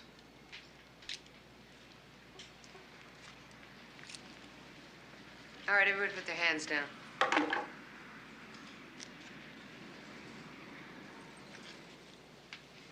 You have a filming permit from the city of New York. Well, it's not for commercial distribution. It's just a student film. Yeah, I have a pretty good idea what type of film it is. It's not very educational, and it also happens to be illegal even with a permit. All right, we're gonna walk out of here and pretend we didn't see any of this. Next time we run you in. Does everybody understand that? Hey! Do you have anything better to do than hassle artists? You want me to seize the film right now? We'll see how artistic it is. I thought only men cops got a kick out of harassments like this. Look, we can book everybody in the room. No, we have she's no gonna problem shut up, with officer. it. Thank you, officers.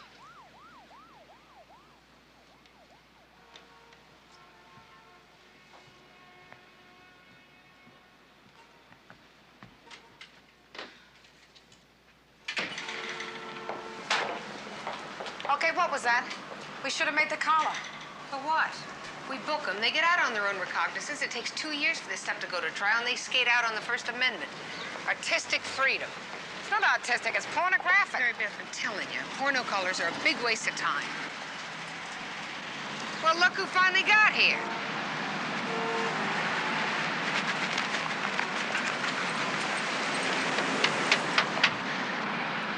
You ready for this? Excuse me? We're the officers that made the call.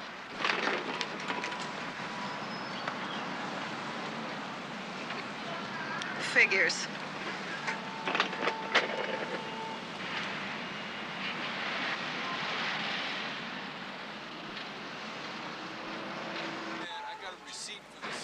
Pornography is against the law.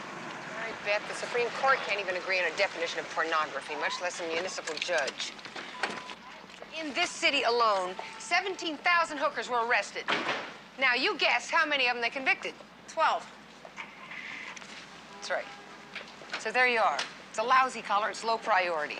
It's a victimless crime. Victimless crime, sure. They should enforce the law or repeal it. Hey, you got my vote. Right now, we got supermarket robberies to deal with. It's not that important. How can you be so sensitive to children and not care about animals?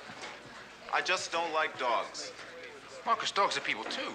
They're not people, Victor. They're dogs. Otherwise, they'd be called people. We got a guy out there taking pot shots at him. I mean, we've got to put him away. He's using a BB gun. None of the dogs has been injured. Now, excuse me, why is this man shooting at dogs? They're not using pooper scoopers, Monsieur Benoit. Pooper scoopers? It's kind of a portable waste disposal system. Nothing like American technology, huh? You see, we got a guy out there who's down a court. So I'm running a check on all the known psycho collars in the last 3 years. Psycho collar? Yeah, fruitcakes with records. Oh, interesting. Can you tell me the name of that attractive brunette-haired woman over there? You mean the blonde, don't you? No, the other one. She's married. Shouldn't even fool around. She's Detective Mary Beth Lacey, Monsieur Benoit. Thank you. Thank you very much. I hope I'm not disturbing you, Detective Lacey. My name is Yves Benoit. How do you do, Mr. Benoit? What can I do for you? I'm here from the Paris Police Department to observe the precinct for a few days. Really? Well, welcome. Meet my partner, Christine Cagney. You do, Mrs. Cagney? Hi. It's Miss Cagney. Or sometimes we say Ms. Detective would do. Please excuse me. So, are there many women detectives on the force? Oh, well, not as many as I'd like to see, but it got better the last 4 or 5 years.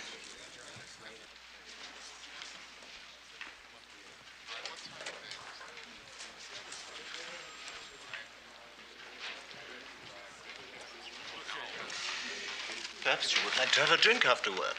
Oh, thank you. Thank you, Mr. Benoit, but my husband, Harvey, will be waiting dinner at home. Of course. Perhaps some other time? You never know. Excuse me. What do you think? Ooh, about what? About Benoit. He's cute, isn't he? Nice teeth, and I didn't see a ring on his finger. Well, I don't know how to advise you, Mary Beth. I mean, if you're having trouble with Harv. Me? I'm talking about you here, Christine. I made it very plain to him I'm married. That has never stopped a Frenchman. He was just being polite. So of discretion, honest. Not one word to Harvey. My lips are sealed. Stop it. Stop it. Stop it. Hey, Lacey! Where are those DD5s on the supermarket holdup? Well, the car broke down this morning on the way back from court. We haven't had While we were waiting for the tow truck, sir, there was this pornography business. What pornography business? There were some shots fired. They were from not an apartment. shots. They were blanks. They were just using them for filming. Well, so was anybody injured? No. But we thought, sir, that since there appeared to be an illegal movie being made. Oh, I get it. Cagney figures she's gonna score some points on Vice. Is that That's it? not true. I'm the one that said we turn our backs and we walk out, which is exactly what we did. I said next time we run them in. Well, that's very good for you. But I want to see those reports on my desk. I need them 2 hours ago. Yes, sir.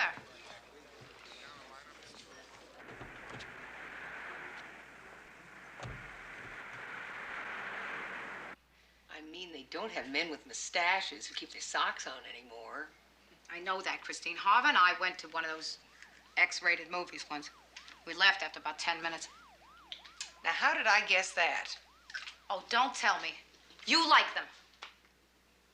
No, Actually, they're very repetitious, but some of them are okay. Okay. How can you call garbage like that okay? It is not rape. It is not murder. And if people want to watch it, they have a right to. This is America. Yeah, well, I don't like it.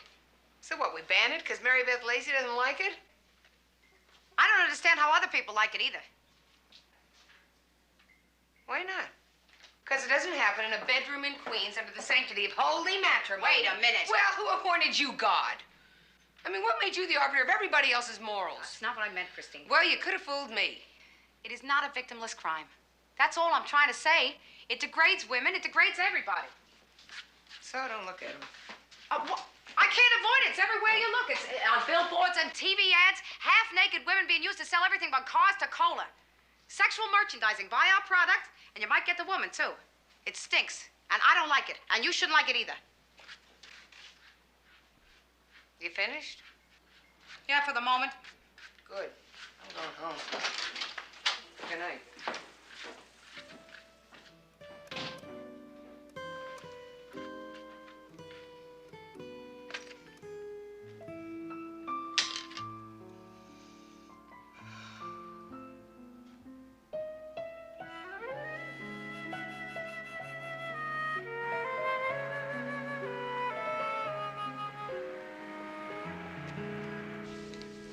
The dog was with you in your cab? Well, yeah, we ride together, a little extra protection. So I stopped to let Albert do his business, and the next thing I know, he's sparking bloody murder. Well, did you see who shot at him? I didn't even look. I thought Albert was dead.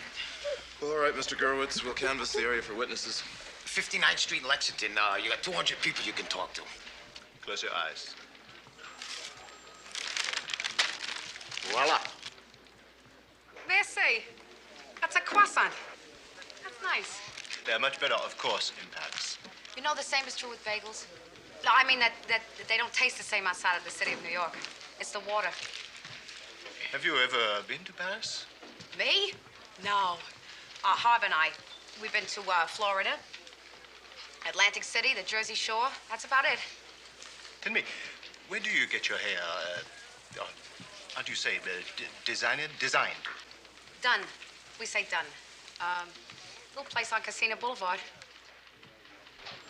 It's very alluring. Hi. Mr. Benoit just brought me a croissant. Wasn't that nice? Good morning, Mr. Benoit. Good morning, Detective. Oh, that's okay. I'll get it. Detective Lacey, 14th.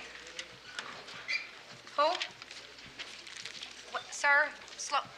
Just talk slower, sir. Yeah. Talk slower, sir. What? Well, did you look closely? Okay, all right. Just sit tight. Don't touch anything. We're on our way. Yeah. Remember that apartment we were at yesterday? 732 Clinton. Yeah. Tenant called. There's a naked man in the doorway of apartment 102. What's he doing? Nothing. Just laying there, face down, not moving. Fascinating. All right, moving along here. Back up, please.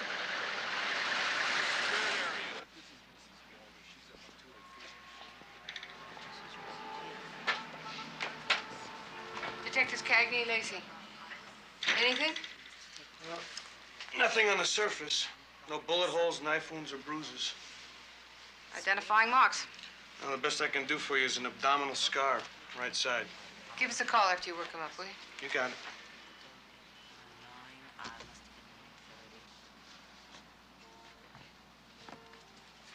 They even took the sheets. Won't take him long to death for prints in here.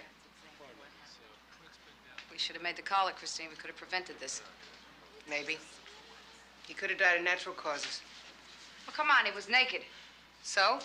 So they were making pornographic movies here. Yesterday. Remember? People and movie cameras and lights. What happened to everybody? Where'd they all go? How come nobody bothered to call an ambulance? I think the answer to that's pretty obvious, Mary Beth. I don't think it's so obvious. Come on, we'll talk to the super. It's like nothing ever happened. Like we imagined the whole thing.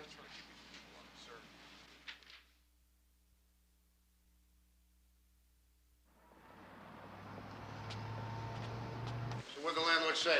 Said he paid for the rent with cash a month in advance. Get a name? J.D. Salinger. You run it? It's a phony, sir. Salinger was a writer who was very hot in the 50s. Yeah?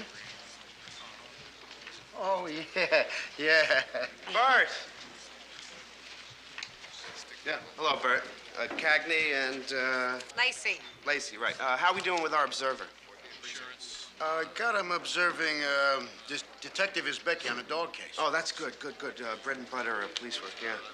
You know, speaking of bread and butter, why don't we have our two ladies take them out to lunch? You know, I mean, someplace typically New York. We'll pick up the tab. Well, we're kind of busy at the moment, Mr. Daniels. Come, I'm sure it can wait an hour, Lacey. I'm Cagney. Cagney, right. Look, I want this guy to go back to Paris with a really good picture of how this department operates, you know? Going to lunch isn't precisely police work, Mr. Daniels. It is in Paris. Believe me, those people know how to live. You know, when I was over there in '81 with the chief, I put on 5 pounds. They have got pastries there that are lethal. Daniels, could we talk? Yeah, sure, Bert. please? Keep up the good work, Carl. Not just. We are up to our ears. How do you like that? You get ordered to lunch. So why don't you go?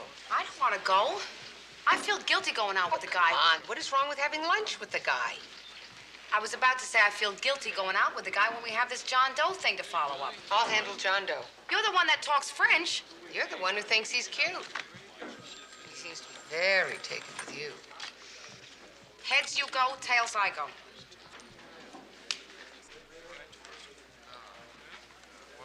You go. 2 out of 3. You are a police officer. If he gets out of line, you cuff him, read him his rights. If he offers you a cognac in his hotel room, play it by ear. Uh-huh. You want some onions? No, please. You like onions? No, I like Well, onions. good for your hair. Onions, I go.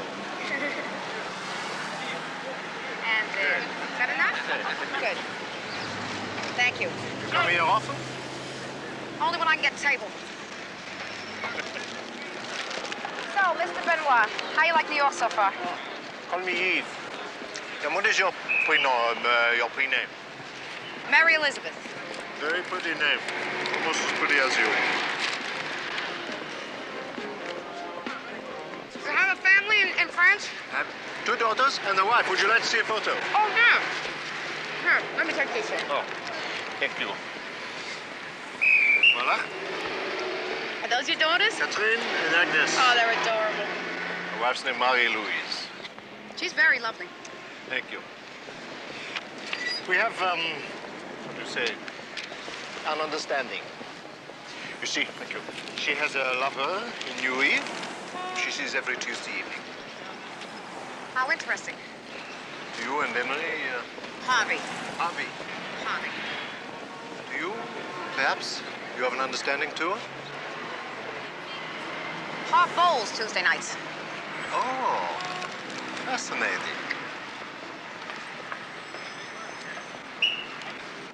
Heart attack? Are you going to write it up as natural causes? Very fun. Oh, I see. I gotta get to work. Okay, look, we'll get back to you if we get a make on him. Yeah. Thank you.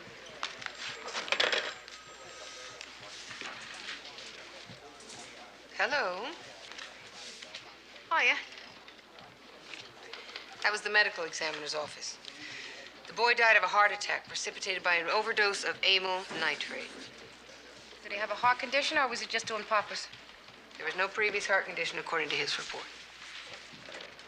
Okay, that's something. We got something. Let's talk to somebody in Vice. We got nothing. A man makes an illegal movie. He ODs on a drug that's supposed to be prescribed to heart patients and winds up dead. He's left all alone in an apartment, and nobody lifts a finger to help him, Christine. There's a crime here somewhere. Not according to the statute book. All right, we got a dead John Doe, huh? Wait a minute. What if somebody forced him to take the poppers? Then we got murder. Okay, but we still have to talk to the people that were making that movie. Okay, so we go talk to Vice. That's what I said. Come on. Isn't that what I just said?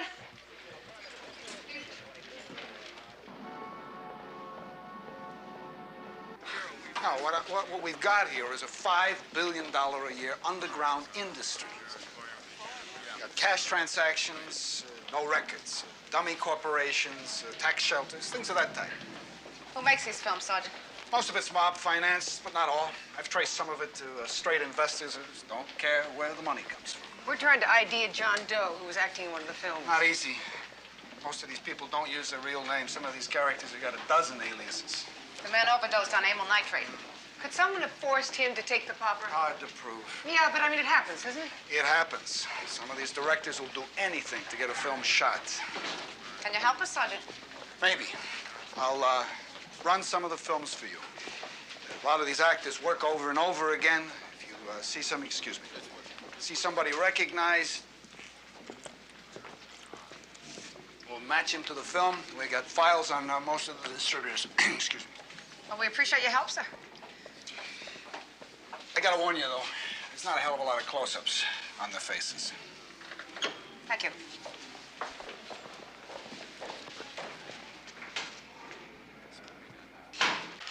Pretty monotonous, isn't it? Who's the guy? His name on the credits is Randy Studd. He also works under the name of Johnny Hunk. His real name is Stanley Perlmutter. We collared him twice. He walked both times, First Amendment. What do you think, Chris? It isn't him. Look at him. He's so indifferent. It's like it was another day at the office or something. To him it is. $100 a day, maybe a little coke on the side. I'm going outside for a minute, okay?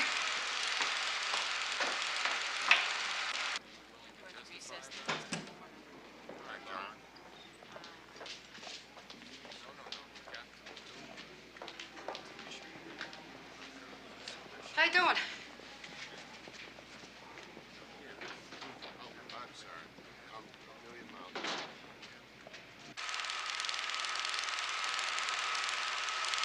Can you freeze that?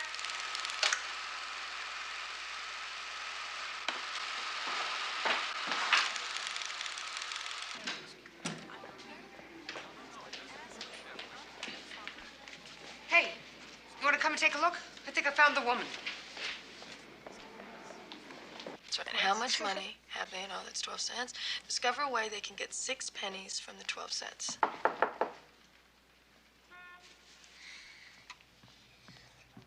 Who is it? Linda Mack? Yeah? Police.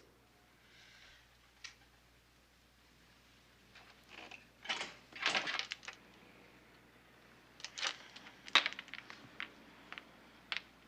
might remember us from yesterday. 732 Clinton. What is it? We want to talk to you, Mrs. Mack. Look, that's my daughter over there. Would you be more comfortable talking back at the station? All right. Come in.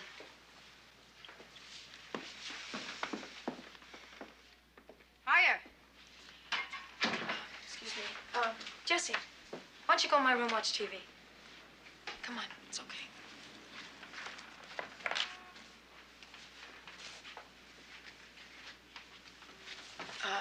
Sit down. Thank you. Fractions, huh? I got a kid in the 4th grade, too. What is this? Mrs. Mack, one of the men that you were with in that apartment yesterday, he turned up dead this morning. He OD'd on poppers. Died of a heart attack. Nobody called an ambulance or a doctor. He was found laying in the doorway. Anybody force him to take those poppers? I don't know. I wasn't there. How come? Because I finished my work on that film yesterday. So what did they do today? I don't know. I was in rehearsal all day for another film. They probably got somebody else to work with him. Do you know who he was? Bill something. I don't think that was his real name. I never worked with him before. What about the director? Do you remember his name? Jim, Jack. I don't know. I met him at a party a couple of weeks ago. Look, what do you want from me? We want to find out the circumstances of the man's death. Well, I wasn't there. So I don't know, okay?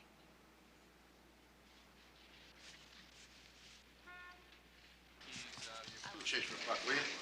So you got the name of the porno distributor. So you go after him. Then what do you get, huh? At the very best, a very shaky criminal negligence homicide. If you can prove foreknowledge on his part. Remember, the guy wasn't on the premises when it happened. I would still like to serve him, sir. Okay, so you serve him. Then what, huh? 2 years from now, you get to go to court. Half the witnesses are out of state. And you got some little assistant DA at 25 grand a year arguing liability against an entire hutsy-tutsy law firm that this guy's probably got on retainer. Then what? Then we will have done our job, sir. Hey, what's the matter with this machine?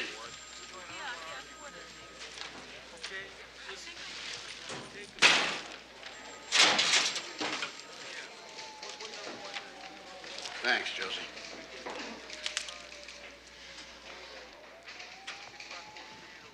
Lacey, why don't you help out as Becky and Petrie on the dog case? Oh, that's their collar, sir. That's very funny. Their collar. Funny. Unintentional, sir. Mary Beth. I think our John Doe just got a name. Yeah? Missing person sent him over. What, the parents? Mr. and Mrs. Harris. Their son Norman has not called them in a week. Description match. Right down to the appendectomy scar. Oh, Lord. How old was he? 19. Honor student at Brooklyn College, captain of the swim team. And his parents say that he did a little acting when he had some time.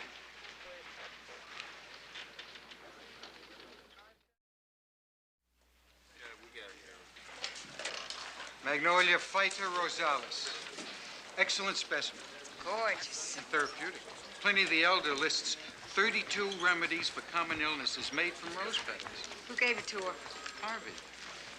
Chateau Périgord 66? Hardly Harvey style. Morning. Morning. Hiya. Hi. Look what someone left on your desk. Probably one of your many admirers got the wrong desk. It's got a note.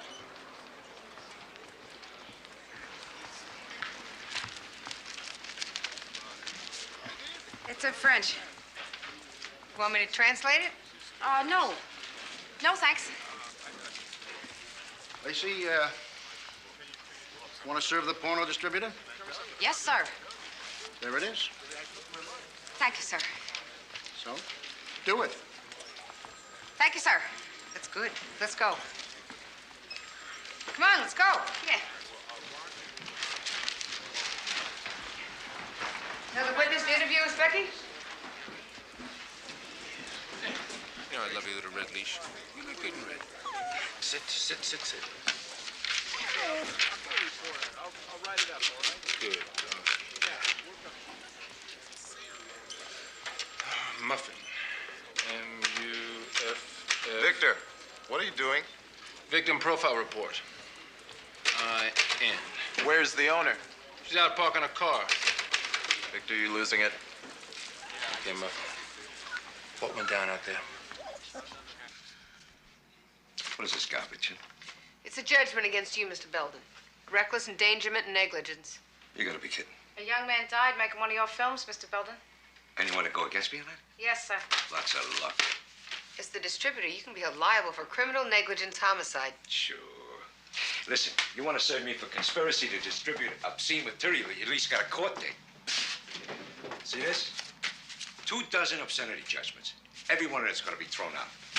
But this baby, this isn't even going to trial. We'll let the district attorney's office decide that. Oh, they're going to love this one. Criminal negligence homicide. What are you? Who supplies you with the films, Mr. Belden? I don't have to answer that question. We can subpoena that information. You want subpoenas? I got a drawer full of them, too.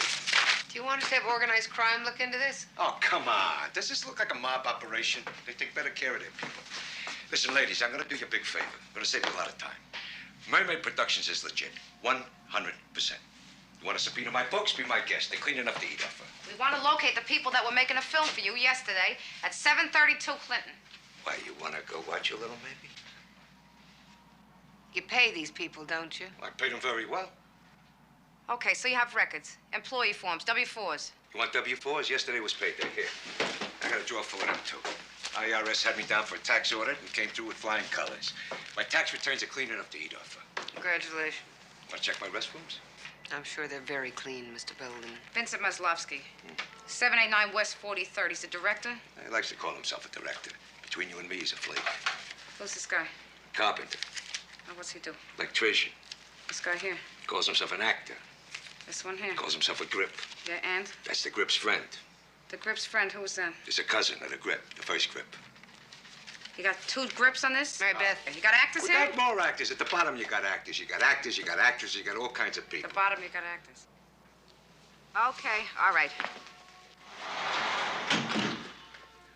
Well, it happened so suddenly. We're right in the middle of the scene, and this guy, he starts gasping for breath. All of a sudden, he just keels over. I mean, just like that. We thought he was kidding. Why didn't you get a doctor? Call an ambulance. He was dead. Mr. Mislavsky, if he was dead, how the hell did he drag himself halfway out a door? Look, I don't know. We panicked. Nobody said a word. We just folded up our tents and we split. And left him there to die. No, I told you. I thought he was already dead. Whose idea was it for him to take the poppers? Not me. No, not to make you film a little better? Look, I don't do drugs. I didn't ask if you did drugs. I asked if someone forced him to do it. Look, I didn't tell him to take the Amy's, and I'm not responsible. Who is? I'm only a filmmaker here. I just stand behind the camera, say action, and cut. Lady, I don't participate in it. All I do is film it. Oh, I get it. He don't participate. He just photographs it. Look, I'm an artist. I don't make value judgments. You made a value judgment, Miss Mislavsky. You decided Norman Harris was dead. You left him on the floor. That's a value judgment. Why don't you give me a break, huh? Why don't you both give me a break? Because I really don't even need this type of hassle now. I mean, if you knew how difficult it was to get to try to shoot a film, I am talking about any film. Who else was there? My electrician, I had my sound man, I had two grips, and I had the co-star. Fine, I'd like their names and their addresses. But I don't have them because nobody uses their real names. This film you're editing, is this from Tuesday? Yeah. Listen, would you like to see a little bit? There's a fabulous close-up here. Ooh. Listen, what I did was, I backlit her face, see? To bring out the cheekbones. Now. We've seen enough, thank you. Wait, we haven't seen the camera move yet. All right, now. Yesterday? Yeah. I come in real tight, I hold frame. Now. She was there Tuesday.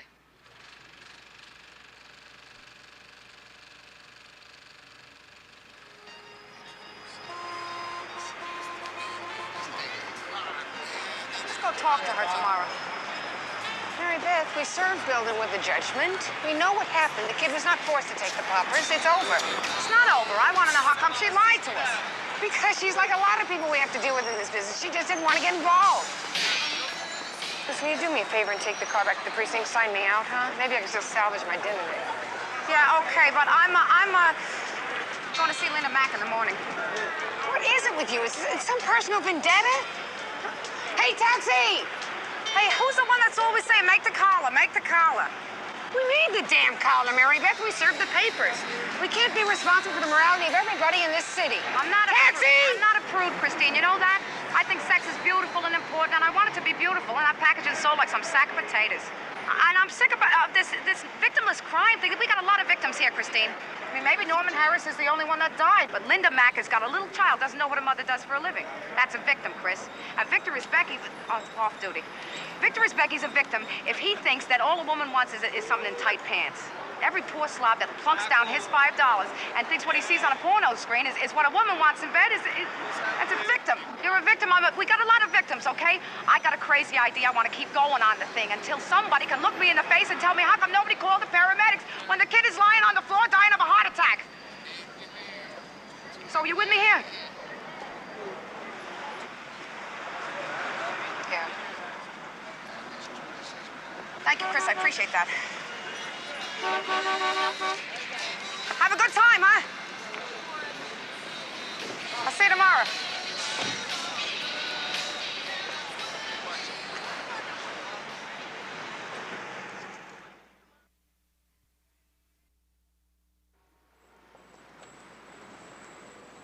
Oui, chérie, j'étais très occupé. Figure-toi, je n'ai pas un moment libre depuis mon arrivée. Ah, mais non! Je t'assure, mon chou, je ne pense que à toi.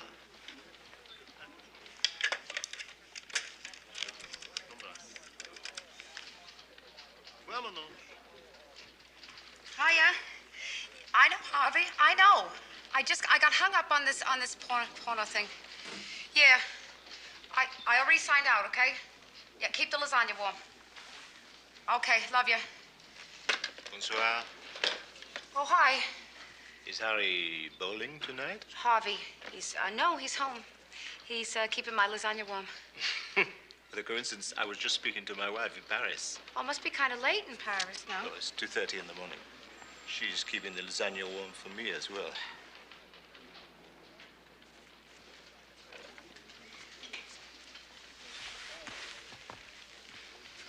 We have an old saying in France. Marriage is so difficult that it takes 3 people to make it work. You don't say. You know, I have not yet taken a horse and buggy ride in Central Park. It's a lovely evening. It's a touch of spring in the air.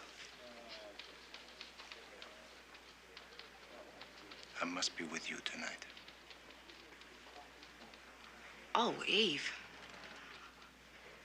I never thought anybody would say that to me. I cannot believe that no one has ever said that to you before. Oh, Eve. You got the wrong lady. And on top of that, your timing is crummy. Crummy? Crummy. Crummy is an American word for the type of case I'm on. Anyways, thank you very much. You were so nice. Thank you for the flower and the French. And I gotta go now. Vaya con Dios. Confident the lasagna will still be warm when you get home. Oh no, I don't like it heated up. It dries out. Cheese on top gets kind of rubbery. Pity. Really is much better the next day.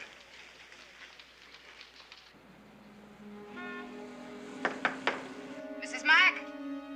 Who is it? Detectives Cagney and Lacey. Leave me alone. Open the door, ma'am, or we'll come back with a warrant.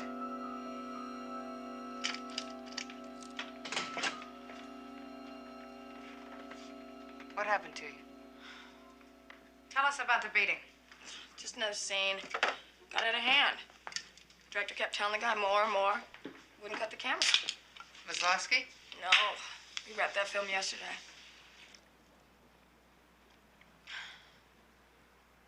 Different film, different director.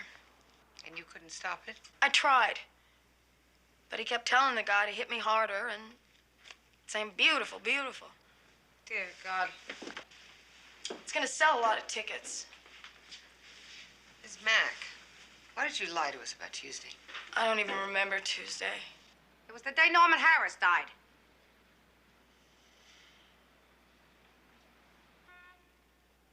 I gave him CPR, but it didn't work. So you did do something? Didn't do any good, so we just got the hell out of there. Was the camera rolling through all of this? I don't know. Well, what do you know? Can you tell us anything? No, that's it. Let's get out of here. Let me ask you something. Are you going to file charges against the guy who beat you up? We can get the director, too. That'd be the last time I ever worked in this business. You mean you're just going to let yourself get beat up and pretend like business as usual? You want to pay my rent? Mrs. Mack, can I ask you something? You have a young daughter. What are you going to tell her about this? I'll tell her I got mugged. You got worse than mugged, lady. A man assaulted you, and another man photographed it. And other men and women are going to sit in a movie theater and watch that. Well, how do you feel about that? Okay? How do you feel about this? Someday, some guy sees your film, and he thinks, that's what women really want. And he walks out of that theater, and he rapes your daughter. You leave my daughter out of this. She's in it, Mrs. Mack, whether you like it or not. We all are. You could bring charges against these people. You could make a difference. It's not going to stop it.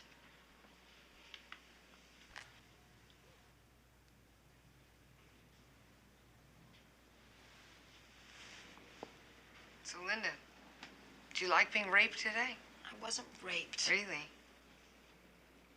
was just beaten up. You were raped, lady. You submitted to something. Against your will, you were raped. I got paid for it, didn't I? Lucky you.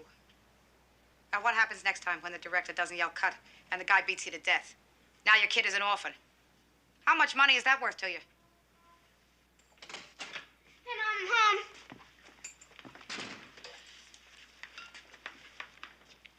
happened?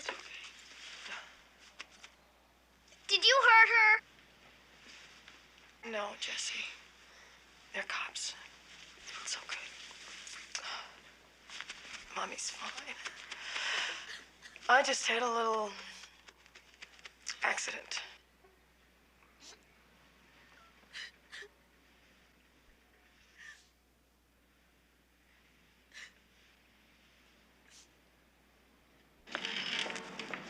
That is one tough lady. I don't understand how she can live with it.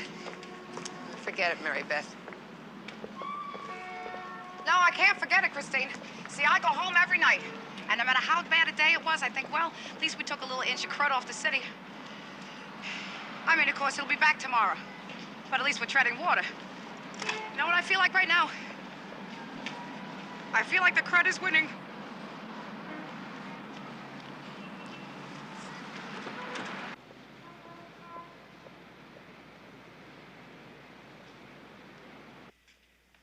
Want to talk about it?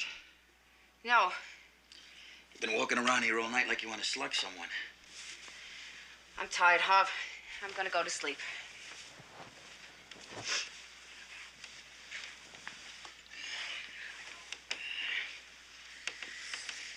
You want me to make you feel better? No. Guaranteed, and we don't have to say a word. I said no, Harv. No means no. No doesn't always mean no. Well, tonight it means no.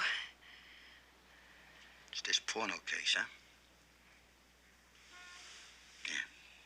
Yeah. Hey.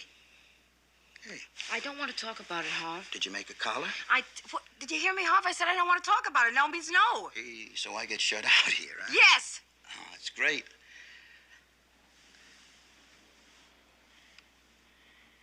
Please, Harv, would you just get over your side of the bed? Come on, a little hug, maybe. What do you say? No, Harv, nothing.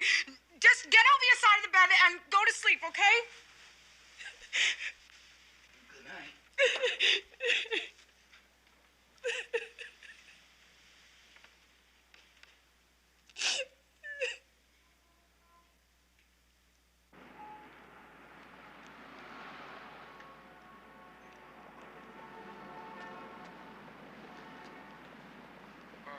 These witness statements from the supermarket holdup, they're all contradictory. Yeah, I know. Let's go and re-question the employees. It's been nearly a week. Yeah, maybe someone's memory got better. Maybe. I'll look after yourself. I'm afraid I have to say goodbye. Oh, so soon. Our business in Paris tomorrow. Well, bon voyage. Thank you. Farewell, Mary Elizabeth. So long, Eve. Perhaps some other time, some other place. I don't think so, Eve, but I hope that Marie Louise kept a lasagna warm for you. Will you please tell Herbert that he is a very lucky fellow? I'll do that.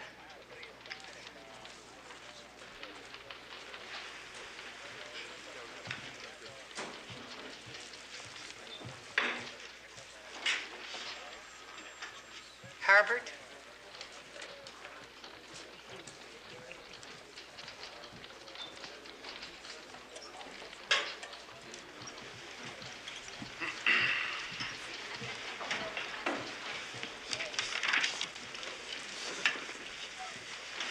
The dog collar. Looks like a pretty tough customer. Well, to use your expression, Mary Beth, maybe we got one up on the crud today. Yeah, maybe. Let's go. Who knows? Maybe we'll get lucky today. Maybe. Maybe some guy in that supermarket woke up this morning with a complete description of the perp. Yeah, maybe he'll do all the paperwork for us, too. And maybe the bad guy will go directly to jail. That'd be nice. Yes. Could you please tell me where I might find Detectives Cagney and Lacey?